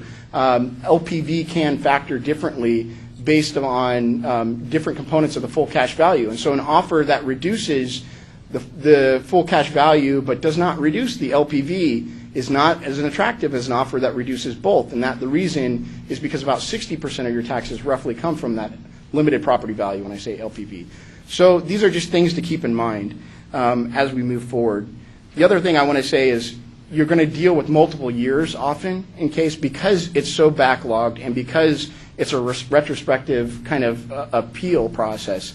It's not going to be uncommon for you to have 2, 3, 4, I've had as many as 7 years involved in one suit. So you can have several years, and that is not a bad thing. That makes your job a little bit easier because the reason why is there's more play and different areas and different abilities to structure settlements that way. A lot of times, the county on taxes that have already been paid. Keith showed the example. Taxes have been paid. The first half of 2010 taxes have been paid for this year. Second half become due shortly. So the second half of 2010 hasn't been paid yet. I don't want to speak for the county or the assessor's office, but it may make a difference to them if they have to write you a refund check versus reduce the taxes that haven't been collected yet. And so there's an opportunity in their mind maybe and in our clients' minds to structure settlements differently when multiple years are involved. So that shouldn't be a scary thing. If you see that, I think there's probably more likelihood that you're going to be able to work a resolution because it opens up areas for you. Now, notwithstanding the fact that I told you everything's going to be imperfect, I'm going to walk you through what the 3 kind of perfect valuations are. And if you get a scenario of this, then you're in good shape. And I won't go over these in depth, the materials here as well as other places, but I wanted to tell you what the 3 valuation methods are that you see. They're not exclusive, and what these are really called are indicators of value. And that's because none of them necessarily show you what the value of the property is in and of themselves. So what you'll see is these 3 approaches put together and then some sort of reconciliation at the end, and we'll talk about it. But you got the sales comp, which is the market approach, the cost approach, and the income approach. Sales comp we'll go through first. That's the one that most people are familiar with because that's when you get an appraisal on your house for a bank or a remortgage or refi or anything like that. This is what you're going to see. This is in the simplest system. What you brought up before, there's 5 houses around me that sold for this price. What do we do with those? You want to look for comps that are located within a particular area that are similar to the property. Keith went through a lot of things that make a property similar or dissimilar. I won't go through those again. Those are the sort of things that need adjustments to have to be made to them. And you'll see on the chart there that we list a few of them. Next page is the adjustments to the sale price. Again, Keith went through these. One thing that you're going to come into more often than other ones is if a sale included personal property. So if somebody goes out and buys a golf course for $4.5 million, $800,000 of that was personal property. Well, the reality of it is, what was the full cash value of that time? Well, it's the 4.5 minus the 800. So you have to back those sort of things out to get to what the actual purchase price was. You'll see affidavits of value, those sorts of things that show what purchase price was. You have to be careful with those to look through and try to understand the sale the best that you can. Financing, those sorts of things you have to back out. Sale of the subject property. This will come up to you fairly often, I think, to you, especially in this sort of market. one sale does not make a market, but if that sale is the subject property, it can. And that's what I would say. You will see a sale sometimes on or near the valuation date. Hopefully you won't see those because hopefully we can settle those amongst ourselves. Sometimes we can't, though, and so we come to you. But the subject property is the best, the sale of subject property in an arm's length transaction is the best value, the best indicator of value that you can have. So what does that mean? Well, if it's on the date of value, say your 2010 tax year, the property sold 1109. Well, you got the golden ticket. Hopefully you can get that case settled. Say it sold in 1108. Well, is that still relevant? Yes. Again, we're dealing with imperfect evidence. So what we're going to be doing is presenting that to you guys, and we may have an argument back and forth as to how that should be allocated, but we will allocate it out, and that'll work it out. So keep those in mind. What if it sold after the valuation date? Still relevant. In Arizona, you can take post-date evaluation sales. Those will be admissible in court, or can be admissible in court. So again, you have to back it up. Yeah? You just gave that example of a 1108. You said that I presume that today was the day of the settlement conference, which meant the valuation here could have been 1109. Correct. In a 2010 case, the valuation year would have been 1109. Say the subject property sold in 1108. 12 months, it's 12 months old. And so you would need to adjust that 12 months, depending upon whether your market's increasing, decreasing, you're on the back side or the forward side. But you need to look at that, and you guys don't need to do that, but these are the arguments that we're going to be making to you as Judge Pro Tems to say, look, I have a subject sale of the property. Everybody recognized the market was declining somewhere between 1% and 2% a month, so I'm going to adjust that on a 12-month period. Although we generally may not have to know about it, maybe it's helpful to know it. You read, values of houses in Maricopa County dropped X% last year. Are those statistics get narrowed down to commercial property, to zip codes, things like that? So that information is generally available to counsel and parties? Generally, I mean, there's going to be gray areas. I mean, some cases like the vacant land cases that Chris and I deal with, we kind of can typically agree what that rate is. If you're dealing with commercial properties, there might be some dispute as to what, sometimes you can use paired sales. If the property sold in 08 and 07, then you can use that to kind of see what that change was. But you may have a difference of opinion in terms of what the property adjustment should be during those time periods. But you're right, it does vary based on property, based on location, all those things. I guess my question is, should we expect that there's at least available a lot of statistical information? Probably not. Okay. Yeah. Well, to some extent, you are correct. The data is out there.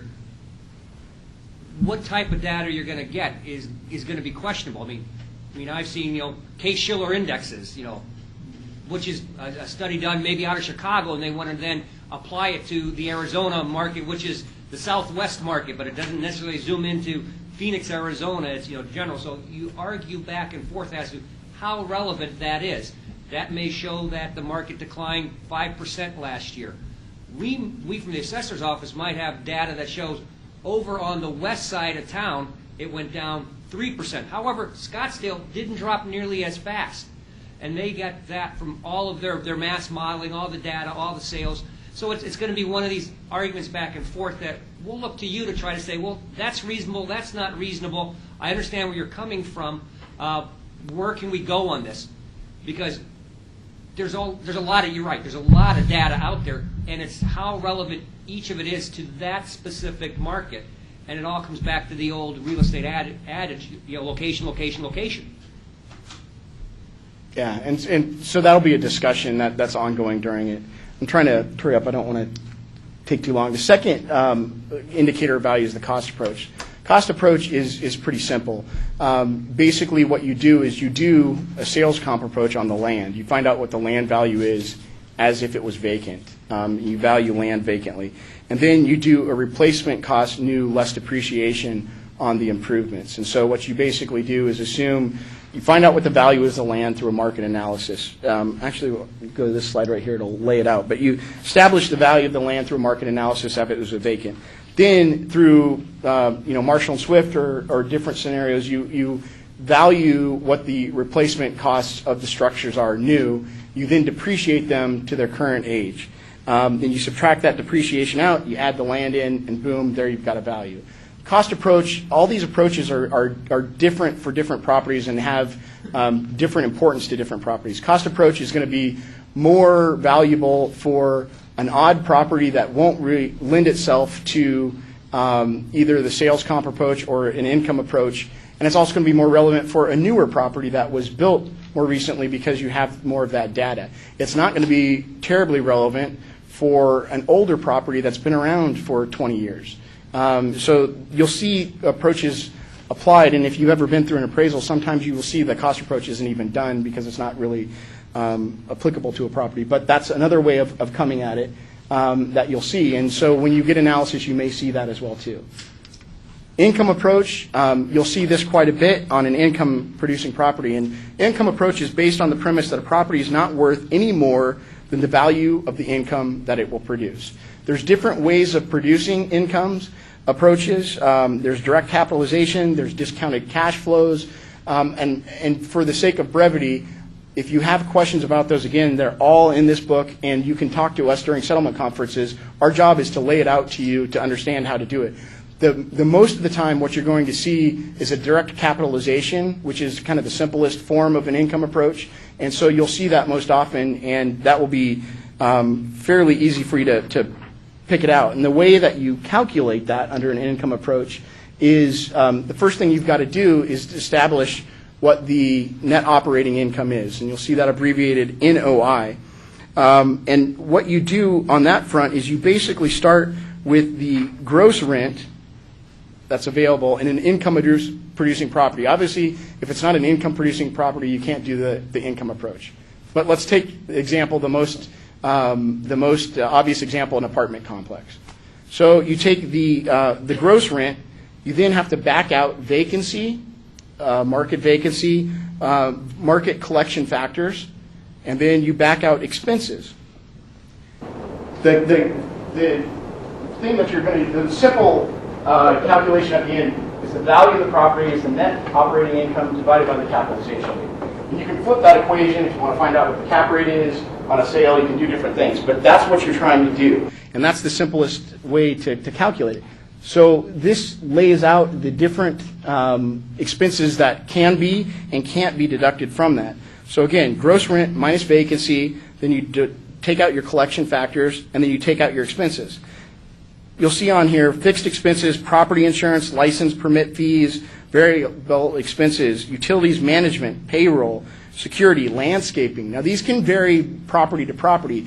The assessor is going to be looking at what market changes are and market expenses are, but it can vary from different property to different property. Say you have a massive building that has 300,000 feet of roof space because it's spread out versus a property that is more vertical in nature and only has 50,000 square foot. The expenses to manage that other property are going to be more expensive because you have all that roof that you have to take care of. Those are things to take into account. Generally, the county gets that information from the property owner and we report it. One thing to keep in mind, taxes usually aren't included in the expenses because you usually load that into the capitalization rate later on down the line, but you will see people do it on both sides of the coin, either count it as an expense or put it in a loaded cap rate. Capitalization rate is most simply expressed as the ratio between the net operating income and produced by an asset and its capital cost. And what that basically means is to determine the calculation rate, this is the same equation just flipped, it's the net operating income divided by the sales price. So if you have an apartment complex, we've got an example right there, that sold for $4.5 million and you want to derive a market cap rate from that, you would just divide the $4.5 million by what the NOI is, the net operating income, and you would get 11.1% in that scenario. You'll hear a lot when we talk about income approaches, a lot of discussion as to what the appropriate cap rate is. Usually it's going to come down to expenses and what the appropriate cap rate is. Those sorts of things can make a big difference. There's ways of deriving, that's the market way of deriving cap rate sales. You also have to make sure that doesn't include things like financing. You have to make sure that it doesn't include the taxes when you back it out.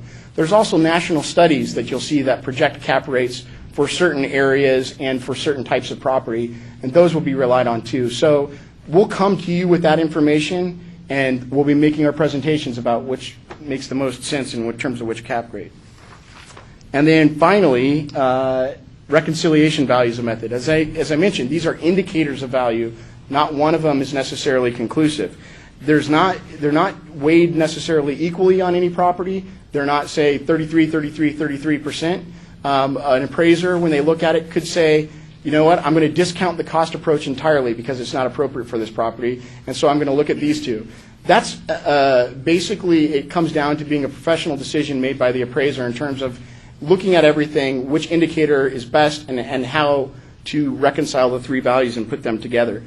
You'll see here I've listed which approach is most beneficial for each sort of property, and usually you'll see some version, at least two approaches in what you got.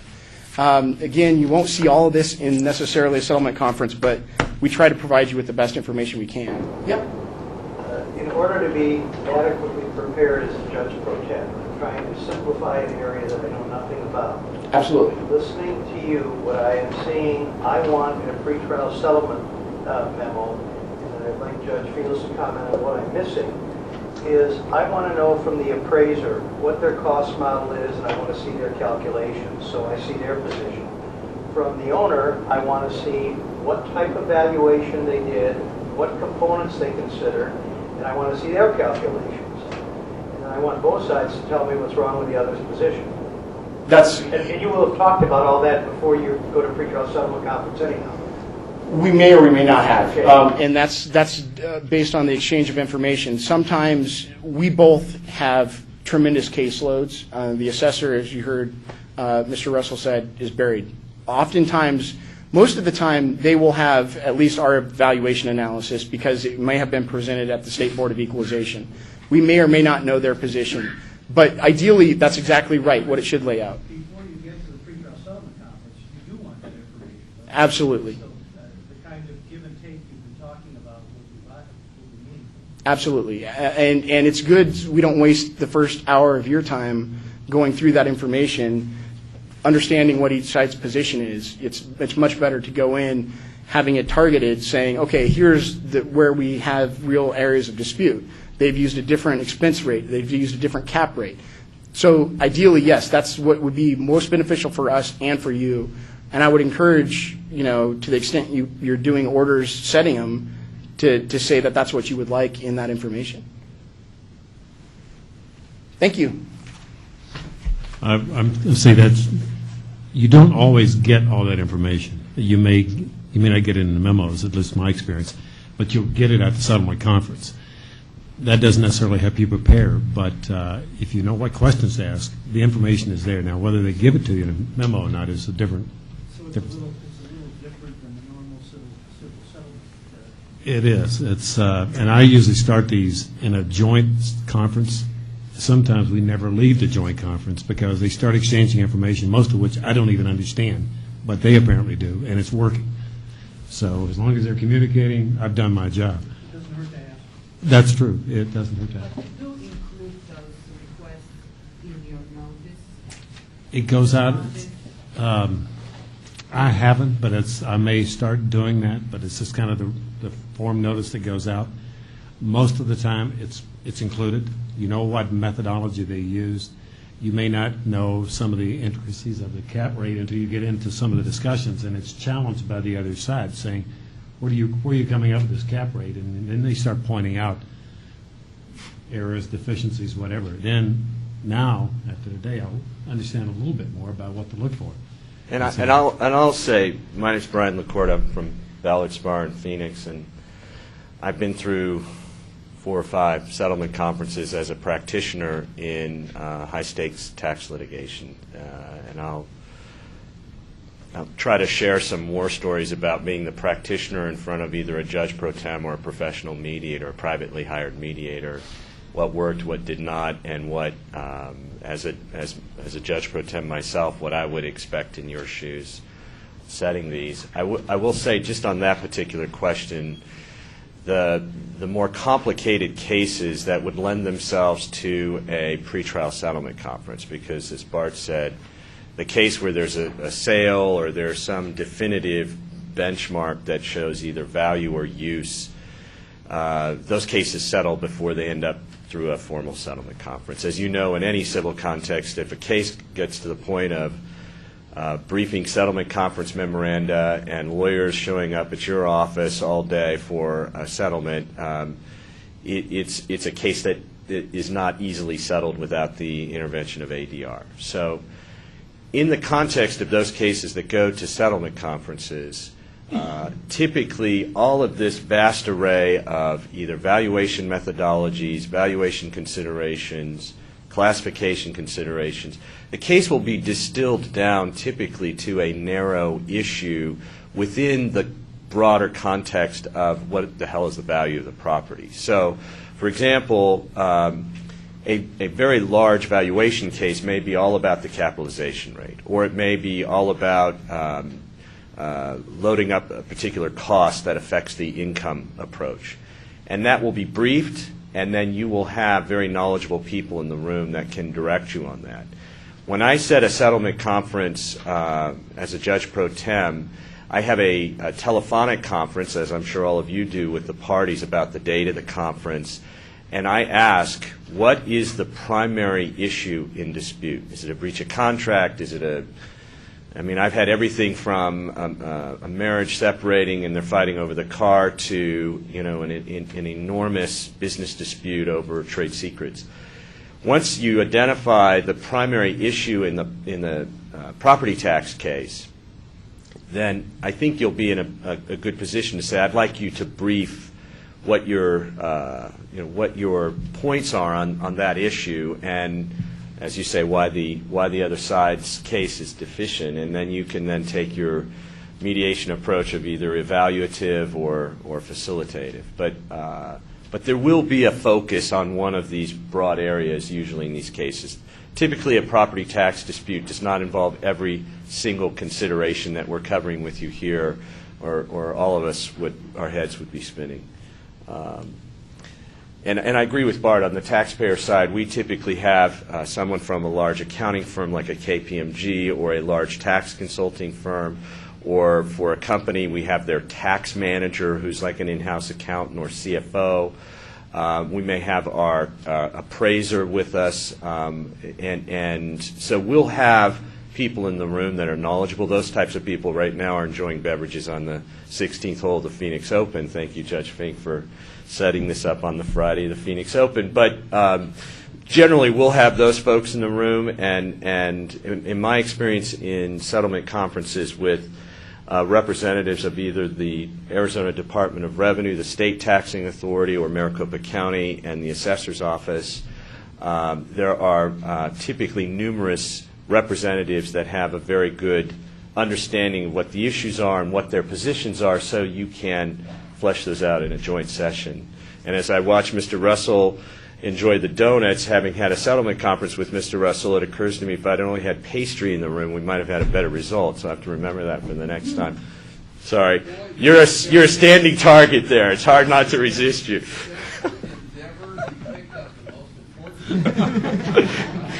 So if the county's on the other side, get the donuts on the table. But you're a judge pro tem, so you don't really care. You're hoping, I guess, for donuts.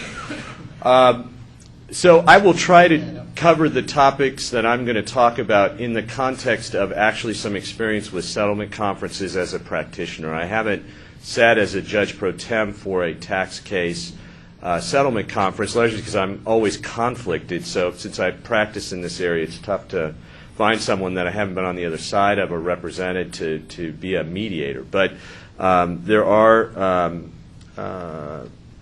certainly experiences that I can share with you from the practitioner side that I hope will be helpful as a judge pro tem. So classification of property is one area I'm going to cover that bears on some of the things we were hearing about from Judge Fields in the Pinal County cases. As a judge pro tem, I don't know that you'll see a lot of these. I agree with the panel. You're going to see mostly what is the value of the property, and it's largely going to be commercial property, residential properties, unless it's a big development. You're just not going to see that. However, I will tell you that one of the settlement conferences that I participated in with the county assessor's office that actually Mr. Russell attended, without a judge pro tem, but as a comprehensive global meeting of the parties to discuss throughout the day settlement, so it was a settlement conference, involved classification. It involved the use of a major hotel and whether it satisfied a classification status in the statute. At that settlement meeting, there was a significant exchange of information beforehand. There were PowerPoint presentations. There were discussions and caucusing in separate rooms. There were arguments about the merits of each side's position, and that was about the use of a particular property. So it will come up, and it certainly can be the subject of a settlement conference. Really, in valuation, we are largely dealing with what indications are out there as to what this property is worth, which is what Bart talked about, and methods to get there, or use. How is the property used? Because there are advantages in the state tax law over classification or use, like agricultural or vacant, you will get arguments that are not always technical. Sometimes they're common sense. You know, what's the property being used for? Is it really vacant? I mean, if it's dirt and there are no goats on the property, is that really a ranch? And some of those are not issues that you have to have a special background in tax for. Just like in a civil mediation, you will see issues that are driven by common sense. So classification of property can be the subject of a settlement conference. And largely, you will get a feel early on what the critical issue is as to the property's use. By all means, you should have that briefed in a settlement conference memorandum. The lawyers that you will encounter in valuation and classification cases will largely be the Maricopa County Attorney's Office or their outside counsel. They have a firm or two that they use frequently for these kind of cases. And you will see lawyers at large and small firms on the other side representing the taxpayers.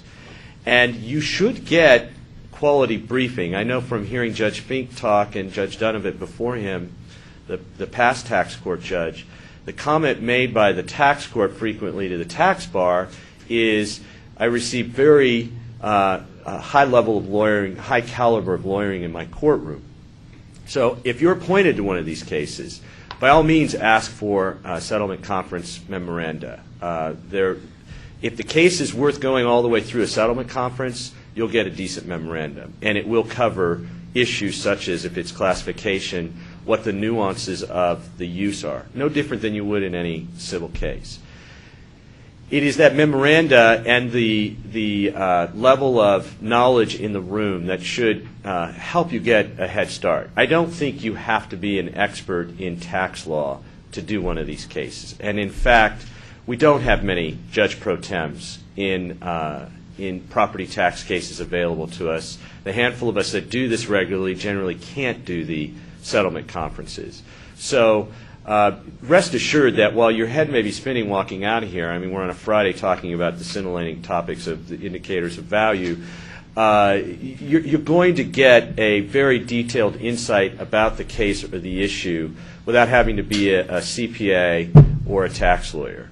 And I will share a small personal story with you. When I was in law school a long time ago, I had the opportunity to take a class by then Judge Ginsburg, now Justice Ginsburg, who was on the D.C. Circuit, and she was teaching a very sought-after class on constitutional issues involving gender and particularly women. And I signed up for the class my last semester in law school, thought I would go out with this really interesting class by this great judge, and then at the last moment that class canceled.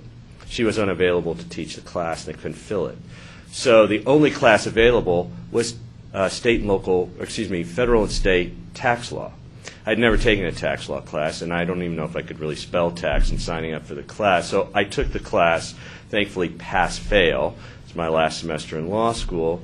And I will freely admit that my last semester in law school, that subject, that class, I would not get the best attendance award as far as the students go in that class, and spent a fair amount of time the night before the final exam getting acquainted with the course materials. and turned out I got a great grade, but it was pass-fail, so I only got the P on my transcript. And I realized now, practicing in this area, that you do not have to be a tax wonk to understand the issues or a CPA. Like any civil case, including condemnation, there are issues that, well briefed by the litigants, you will quickly be able to handle as a pro tem. And all of you will have the acumen to know when someone's in a weaker position than the other and help them come to terms with settling the case. So, against that backdrop, let's rapidly move through my subjects here. Classification will be involved on the use of the property. Sometimes properties are used differently within the same property. I have a case against the county involving this very issue. Is a movie theater within a complex separately used than the complex as a whole? That's used obviously for shopping. Oftentimes when a property is mixed use, like part of it is vacant, part of it's a restaurant, there will be different assessment ratios, different classifications or uses applied to the property. I doubt that you will see this issue arise very often in a settlement context, but it is something that can be a source of controversy, because for a taxpayer, if you have mixed use and you carve out some of the property based on one assessment ratio and some of it based on another, it could be a significant deduction or impact on property taxes. Beyond classification, there are some kind of screwball properties that are valued by statute. So you heard Bart talk about, okay, we value your house by looking at sales comps. Pretty easy. You get that market approach in virtually 90% of the property tax cases. But occasionally you'll have a property that has a statute that specifically says this is how you will value this property. For statutorily valued properties, the one that you might often see in a civil case, and that has been frequently litigated, is shopping centers. In fact, Bart's firm and his colleague Paul Mooney is one of the leading tax practitioners who have litigated these kind of cases. In shopping center cases, for instance, the state law will say you can only value the shopping center by how much it would cost to reproduce this or rebuild to build it on a reproduction basis, and then with some depreciation. You don't have to be an expert on the RCNLD method to handle a settlement conference. What you need to know is, in the briefing, what's the issue? Is it because they're saying there's a depreciation issue here, or there's an argument over what is the specific cost factors that you're looking at? Any number of things may come up specifically with regard to that value, and that's what you would focus on as a pro tem. Most often you're going to see cases about what is the value of the property under the market approach based on comparable properties and what they've done in the market, no different than what an appraiser would look at. Centrally valued properties. Occasionally there are properties that are large, complex, and unique that the Arizona Department of Revenue, the state taxing authority, values. This would not be worth mention during this seminar, but actually this is the second case I had a settlement conference with before a judge pro tem appointed by Judge Donovan, where the Attorney General's office and the Arizona Department of Revenue were on one side and where I was on the other side for Cox Communications. Big case, a lot of money at stake. Cox Communications is a telecommunications and cable television company. It is valued under a statutory formula as a centrally valued property. Others would be railroads, electrical utilities, huge properties with big values that have unique characteristics that have a separate statutory valuation by the state. They're called centrally assessed or centrally valued properties. In that case, I will freely tell you, the Cox Communications case, that the judge pro tem, who was a municipal judge for Paradise Valley, I won't get any further than that, but she was appointed by Judge Donovan. She had a telephone conference. After 10 minutes, she said, this is a very complicated issue, and it was. It involved obsolescence, and it was a hotly contested issue. Obsolescence being Cox was saying most of its plant was obsolete. It had cable television is quickly going by the wayside to video on demand, and certain telecommunications lines like plain old telephone service is obsolete. Everybody uses a cell phone. Those kind of arguments. You don't have a home phone anymore. You use your cell phone. So all the wiring and all the other things that are involved with regular old plain old telephone service, POTS they call it, obsolete. We should get some deduction for that. Complicated issue. That was the central issue in the case. The judge during the telephone conference asked for some lay approach to the issue, which I thought was wise. Give me a lay person's 50,000-foot level of this issue, and then tell me what are some of the key points you would argue to Judge Donovan in either a summary judgment or a pretrial memo, like a bench memorandum, pretrial bench memorandum, on this issue. We filed 30, 40-page memoranda each. And then we did have a joint session at the beginning of that settlement conference in our offices, and we spent about an hour and a half just kind of each side pitching what our take was on the obsolescence issue. And in that context, this was a 3-day settlement conference. What happened was we spent the first half a day talking through the issues. We adjourned. We came back the following week for another several hours and really crunched some numbers. And then we spent a third morning, trying to go up the ranks of the Department of Revenue to get to a settlement level that made sense for Cox Communications. The case did not settle. We got to a sticking point where there was this issue that does come up where the director of the agency really couldn't make a decision in time for us to settle on that last session. And after some favorable rulings to Cox in the tax court, we were able to bridge the gap just through the lawyers. The settlement conference, however, was instrumental in us getting to the gap that we were able to bridge, as you would imagine in any civil case. Well, that is an example of a judge pro tem appointed for an oddball case that didn't involve what's the value of this shopping center or this commercial development, but a centrally valued case. So these things do come up. And I think if you asked the judge pro tem, she would say that was a fascinating experience and was well presented in a way that she could understand and did, in fact, help us move through the process. Mr. Russell talked at some length about the appeals process, so I'm going to skip through this, but I want you to understand the context of where the cases will be coming to you from. You will not get cases where they're appealing through the lowest level of administrative appeal, which is within the assessor's office. Either those cases settle or they go to an administrative hearing or tax court. You're not going to be involved in that process. Just know that there is a base level administrative remedy that you can obtain. It's not required. It doesn't have to be exhausted. But a taxpayer can go to the assessor's office and make an appeal directly to the assessor. Beyond that point, there is appeals that can go to the State Board of Tax Appeals, which is the sort of administrative law judge setting of a tax appeal. Again, you're not going to be appointed by the State Board of Tax Appeals or the State Board of Equalization.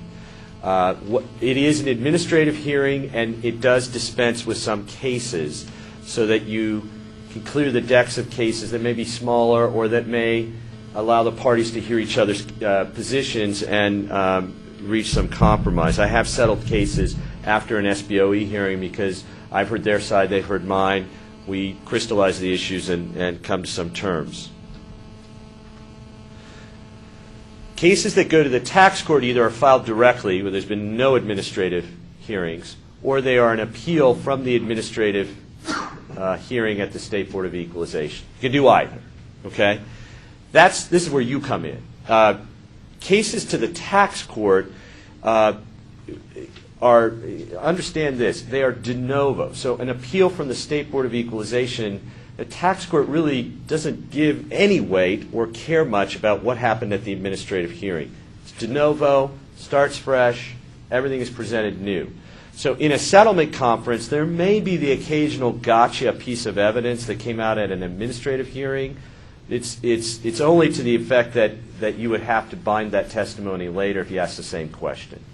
Otherwise, what's happening at the tax court level is new, and the record developed at the tax court is really going to be the one that you're going to be hearing about in the mediation. And this is my view as a practitioner. Others may disagree, but I think from a judge pro tem standpoint, you're going to hear cases that are active and pending in the tax court, and there's going to have been some development of the case and record before the settlement conference. I never agree to these early. As a practitioner, I always wait until discovery is pretty much done before I would suggest we have a settlement conference.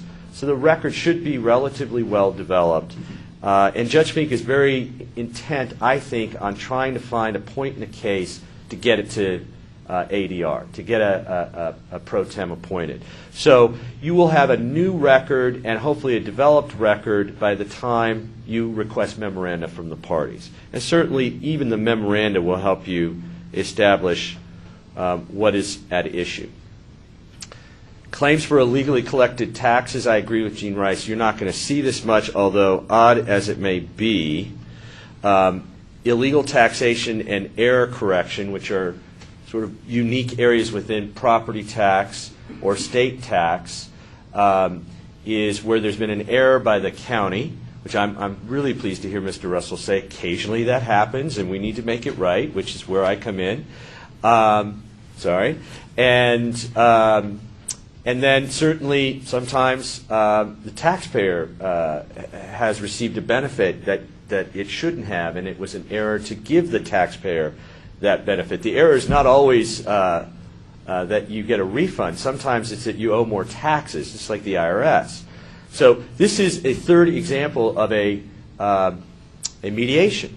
The Department of Revenue discovered that it over-refunded money to U.S. Airways based on an enterprise zone tax credit. It's a very complicated part of tax law of hiring people from disadvantaged neighborhoods as your employees and getting a tax credit for that.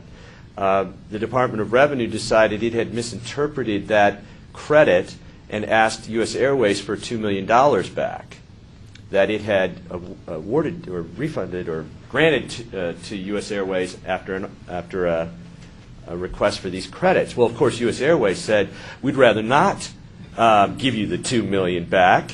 Is there any way we can work this out? And the Department of Revenue said, I don't think so. And the Department of Revenue sued U.S. Airways, requesting error correction for the refund. Judge Donovan had the case. Judge Donovan, in the middle of the case, through lots of haymakers by each side over the $2 million, said, what do you think about a mediation or a settlement conference here? And we actually hired Gary Birnbaum, Mariscal Weeks, as a private mediator to conduct the settlement conference. Again, an entire day, 9 hours, did not reach a settlement, but after briefing and supplemental briefing and some phone work by Gary, and then eventually a final discussion between the AG's office and our side, my side, we reached a settlement. And there was I don't think it's confidential, but far less than the $2 million went back to the Department of Revenue, but there was some payment. So these mediations work. And Gary Birnbaum, who many of you may know, is an excellent mediator. He's by no means a tax lawyer. He has some condemnation and valuation experience, but the issue before him in U.S. Airways had nothing to do with value and had nothing to do with his practice area. But he was well educated on the issue and was able to make considerable progress getting us to bridge the gap of 0 to $2 million, which was the issue in that case. Error correction can come up, and the county and I just finished both a trial and an appeal on a case that had components involving error correction, so it does come up.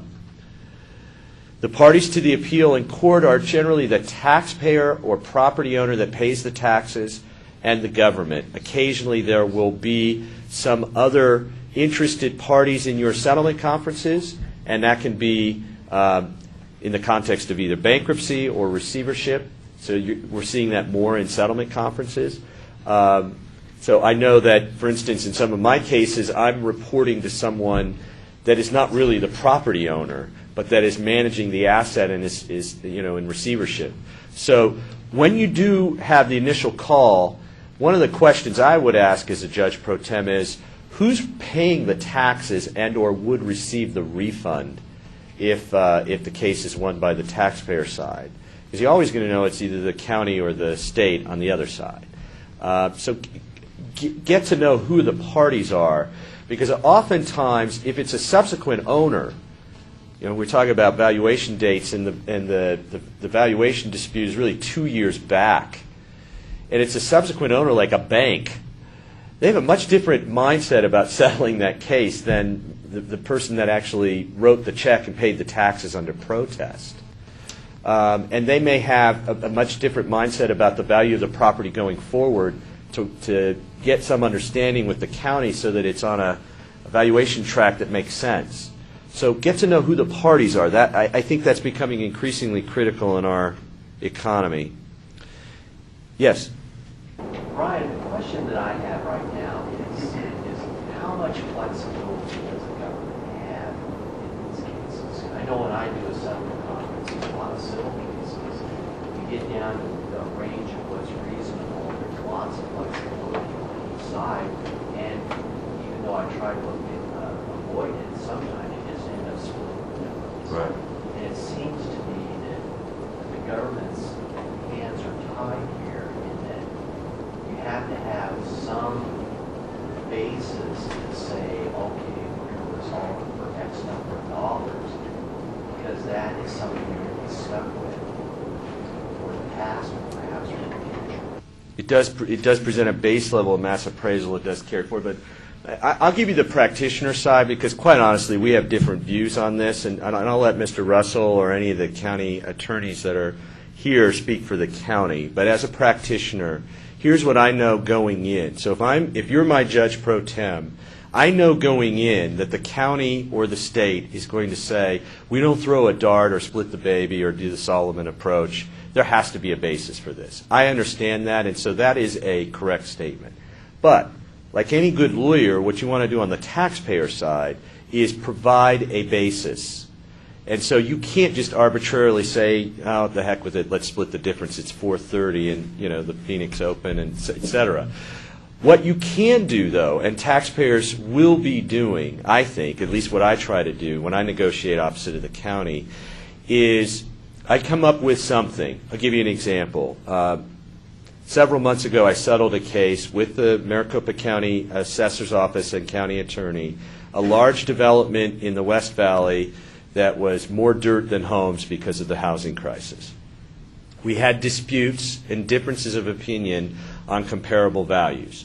I was comparing that dirt to something in Buckeye. They were comparing that to some transactions over the history of that property, saying this is more relevant. It was a debatable question, no doubt about it. The more I tried to get the number down, the more I tried to show there was a comp or an evidentiary basis, something more than just a logical basis to support that position. Now, the county can always say, we don't like those comps. We don't agree with your view of what the either comparable property is or what the deductions are from income or what the capitalization rate is. But you should be wary as a judge pro tem if the taxpayer is simply saying, this seems awfully high. I mean, can't we take this down 50% because I'm nice and this is a depressed market? I agree with Mr. Russell. That ain't going to fly. But you can certainly, as a judge pro tem, suggest to the government there's more than just a logical basis for this. There's some evidence for this, and certainly that's what the judge in the tax court is going to consider. You're sort of saying both sides have evidence. They may disagree as its relevance. You go sort of a weighted average. In other words, yours might be closer or theirs might be closer for different reasons. But as long as it's somewhere in between, and they both make some sense, a weighted average, and that's a reasonable basis. It's my experience. Both sides give you but you can't go outside something to those. work with. You can go to the other side and say, have you rethought this, or have you looked at this, or doesn't this sound reasonable? But you have to have something. You don't go outside. You gotta have some, you just can't be too high. I don't like this. Then you waste everybody's time, so. One may look closer to the other. You can ask them to take another look at it and kind of talk about the other side's view. Yeah. Yes, I agree. The example you used earlier is one that is realistic. You are dealing now not with who paid the taxes, but with a receiver operating the property or a trustee in bankruptcy. How do their positions factor into the market concept so you can use those to resolve a dispute? Well, and those vary tremendously based on the status of the property. But my experience is that if a bank or receiver is inheriting assets on foreclosure or for default, that they are going to be more flexible in negotiating. This may not be true in all cases, but there is an interest to try to address the tax liability, particularly going forward, where you're adjusting the value so that you don't keep carrying forward to this high benchmark. And on the other hand, they may be a short-term owner of that property. In fact, they largely are. So if they are paying the property taxes, and sometimes they're delinquent and they're paying the property taxes, there is an interest in settlement because there's so many of these properties. I'll give you an example of the West Valley development. That was GMAC was our client, and I was reporting to someone in Minnesota, and they had 2,000 of these types of matters. I'm exaggerating, but hundreds across the United States. So. If it's reasonable in terms of the amount, and there's an evidentiary basis for that, they said make the deal, and we did. Now it was not nearly what we wanted, but we made the deal. Let me add one more wrinkle to this, and I'll shut up. I'm talking too long here. When you talk about parties to a settlement conference, when the screen goes blank, you're talking too much. Parties to a settlement conference, on the lawyer side, one dynamic, and it's not a dirty little secret, but it is a dynamic, is many plaintiffs' counsel will be on a contingency fee. So this would be like a personal injury case where, that shouldn't drive this settlement conference, but you have really two unique situations. You have plaintiff's attorney who may not be billing by the hour, largely is not. So the old adage, you're going to pay a fortune for this. The tax rate is not really. I mean, I'm going to pay if we win, but I'm not paying right now. And the county is using typically the county attorney's office. So, as a judge pro tem, when I say, this is going to cost you more to try than it is to settle, you got to be careful. That isn't always the situation here. But yes, the parties may be in a unique position to settle because they're short-term holders or owners of the property given the depressed real estate market. I'd like to hear the assessor's position on the taxpayer being a receiver or a bankruptcy trustee or a bank too. Does that play into your staff's analysis of what constitutes market value? It shouldn't. Market value is market value. I don't care who owns the property. Now, I told you I have 321 employees. I try to direct them all in the same direction, but as far as I'm concerned, market value is market value.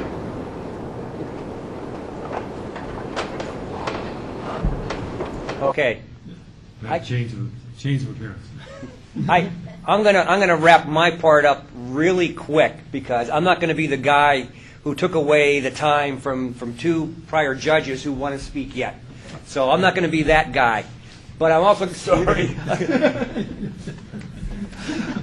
But I do want to also pass along one other bit of information. Now that Brian has scared the heck out of you that you're going to be in a settlement conference for 2 and 3 days, I'm going to tell you the reality. I have yet to have been in one in the past year that's gone more than 3 or 4 hours at the most.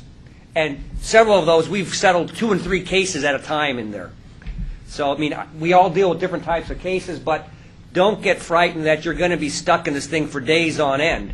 A lot of cases, the issues are narrowed, and you basically, I've got some set right now where we're going to be talking about 3 cases in 3 hours. I think we're going to get it done because the issues are that narrow. There's only a few things to talk about, and we'll get the sides together and we'll try to see if there's common ground that we can resolve these things.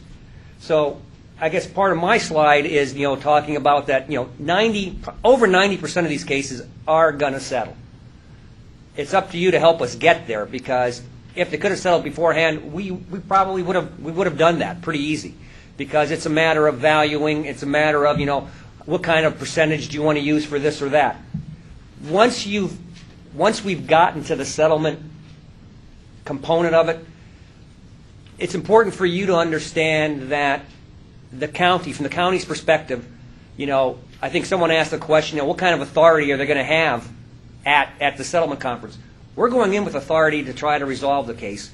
And as Keith explained, if we need more authority, we're going to call up back to the home office, if you will, and find out, can we move? We only had X amount coming in. They've now convinced us of A, B, and C, and we got to rethink about this. We'll get some additional parameters if need be. But we are not the final say that that's acceptable. It's the Board of Supervisors. The Board of Supervisors can only act in an open meeting when you have a majority of them. And so the 5 of them have to basically approve any settlement. Before they can approve any settlement, we have to have an agenda item prepared. We have to put it on a board agenda item. That board agenda item has to be posted for the public to know. That's got to be done 24 hours beforehand. Before I can even get it put on a board agenda item, I got to work with the clerk of the board to get it on there. She's putting things on 2 and 3 weeks ahead. So if you walk out there thinking, I want an answer by next Friday, or if you had a settlement conference today, I want an answer by next Friday, chances are it may not happen, because just the way government moves and the public the public perception of how we have to post things, how we have to schedule meetings, all of that takes some time. If it's a really complicated case, one of these ones that might have been in a 2-day settlement conference, there's a very good chance that we have met with the Board of Supervisors beforehand in an executive session with their attorneys to talk about the issues, so we have enough authority so that we can go in there and know what our ground rules are. But that may not be the case in every single one. Some of those are going to be taken back to the board and put on an agenda because it's somewhat pro forma. But it still is a timing component that we need to do that. How does that work? Out of the settlement conference, and I think Judge Field is going to touch upon how he memorializes the deal that's been made by the sides. We basically try to walk out of these agreements with an understanding of we need this data, this data, this data, or I think, we're willing to recommend X dollars per square foot or this type of data, assuming that you get us this lease that shows us that's what you're making. So we might have some parameters that actually just need to be documented that if this comes to fruition, we're willing to recommend this to the Board of Supervisors. What we then do is we'll go back and we'll prepare a formal settlement letter that we send to the opposing counsel. It's got all our conditions in there as to what we're going to do, and it'll have we're willing to recommend a full cash value of X and to reduce it for Y year. So we will take it upon ourselves to memorialize that, and then we send it off to the other side. They'll take it to their clients, or they'll have authority from their client to sign that. It'll come back to us, and now we get it on the board to get the settlement process actually approved by the board in an open session. So from that standpoint, it takes a little bit of time. If by chance you are dealing with one of those centrally valued properties, a pipeline, a telecommunication thing or something, and you're dealing with DOR, it may take longer. Why? Because some of those centrally valued properties, they're representing multiple counties. If it's a pipeline going across, 3 different counties, they may need to meet with each Board of Supervisor. And that same process has just got duplicated 3 times, triplicated, whatever. You understand. But you may take a little bit of different time depending on who your parties are. So don't lose sight of that sometimes. And that's real important to the plaintiffs sometimes because their taxpayer is looking for that refund. And until we can get that before the board, get the Board of Supervisors to approve it, and get that process going, they're not going to get a check. And remember, they've already paid those taxes. And with that said, let me just hit on one or two other points.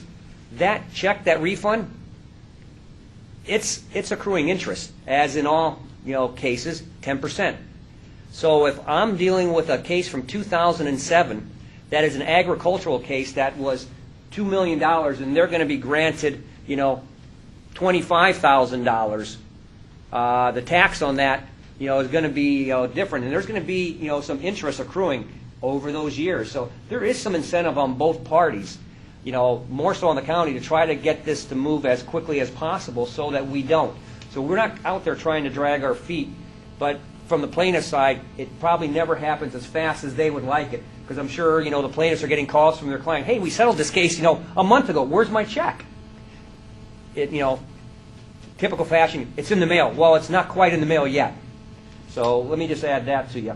One other thing, sometimes you're going to hear some things in these cases about rolling over the value. And that goes to trying to be creative in some of these cases to get a settlement. If I'm going to settle a case in 1 year, but I know that they've also got an appeal for the next year, I may want to say, okay, that $8 million value, full cash, we're going to roll it over for the next year and try to resolve 2 years at one time. So I think it was Bart that was saying, it's not surprising that you may have cases where you're resolving multiple years worth of taxes. And we try to spell this again out in our settlement offer letter, how it will roll over is the term that's used to the next year. That doesn't mean they can't appeal that sometimes, depending on how we've gone ahead and structured the settlements. But that is a concept that may be able to happen. Can we resolve another year? Sometimes that's a good sweetener to the other side to resolve it. Last thing I'll talk about is just the attorney's fees and expenses. One of the points that from the assessor side, I guess it's kind of a two-edged sword, if you will. From the assessor side, if they get their taxes reduced by $1, they're the prevailing party. So that means that they can get attorney's fees and, expert costs and stuff like that taken care of. Now, to some extent, though, that's capped. So the most that they can get, and it goes up for which stage of litigation you're in, it's capped at $175 an hour and $30,000. So there is some incentive, on both sides to try to resolve these cases without having to go to trial. So I think probably with that, hopefully I've left you guys. You had 5 minutes to fill. Judge Armstrong is going to sum up on ethics and take any questions after that. Well, we're out of time, so actually, I'm not even going to stand up. But my presentation is on your CD, and you have that. I was given the ethics portion of this presentation, and as sometimes happens in the law, ethics gets pushed to the side, although not intentionally in this case. But I really just want to thank you for your willingness to serve and kind of illustrate why the need is so great, because when I was on the tax court in 2005, the market was at its peak. We didn't have a lot of issues. We didn't have a lot of cases that needed settlement conferences. I never referred a case for a settlement conference. Since then, in fact, just last May, the Chief Justice issued an emergency administrative order giving the tax court additional time to process its cases, because the increase in cases, and this is just an example, in the small claims realm was 76% from 2008 to 2009. So that just illustrates the need. The last thing I'll say is, you've heard a lot of complicated things, but to me, it's just like any other civil case. I had no prior tax background when I became the presiding tax court judge for the whole state. If I could do it, you can do it. So we appreciate that you're willing to do that. Well, I appreciate you being here. This started because of my, desire to understand a little bit more about which buttons to push in the settlement conference to get the people to talk. Most cases are not going to be as complicated as Brian would tell you. Most of the time, you don't need a phone call between the parties before, because their memorandum is going to be right on point what you need. And as long as you understand the mediation or settlement process, you can resolve these cases if the parties are committed to resolving them. But if you do end up with these complicated cases, one hopes, and I think the lawyers do give you a heads up, this is not something you schedule by email. This is going to require some conversations over the phone to prepare this for a settlement conference. But any questions? If not, I want to thank the panelists and the speakers here today.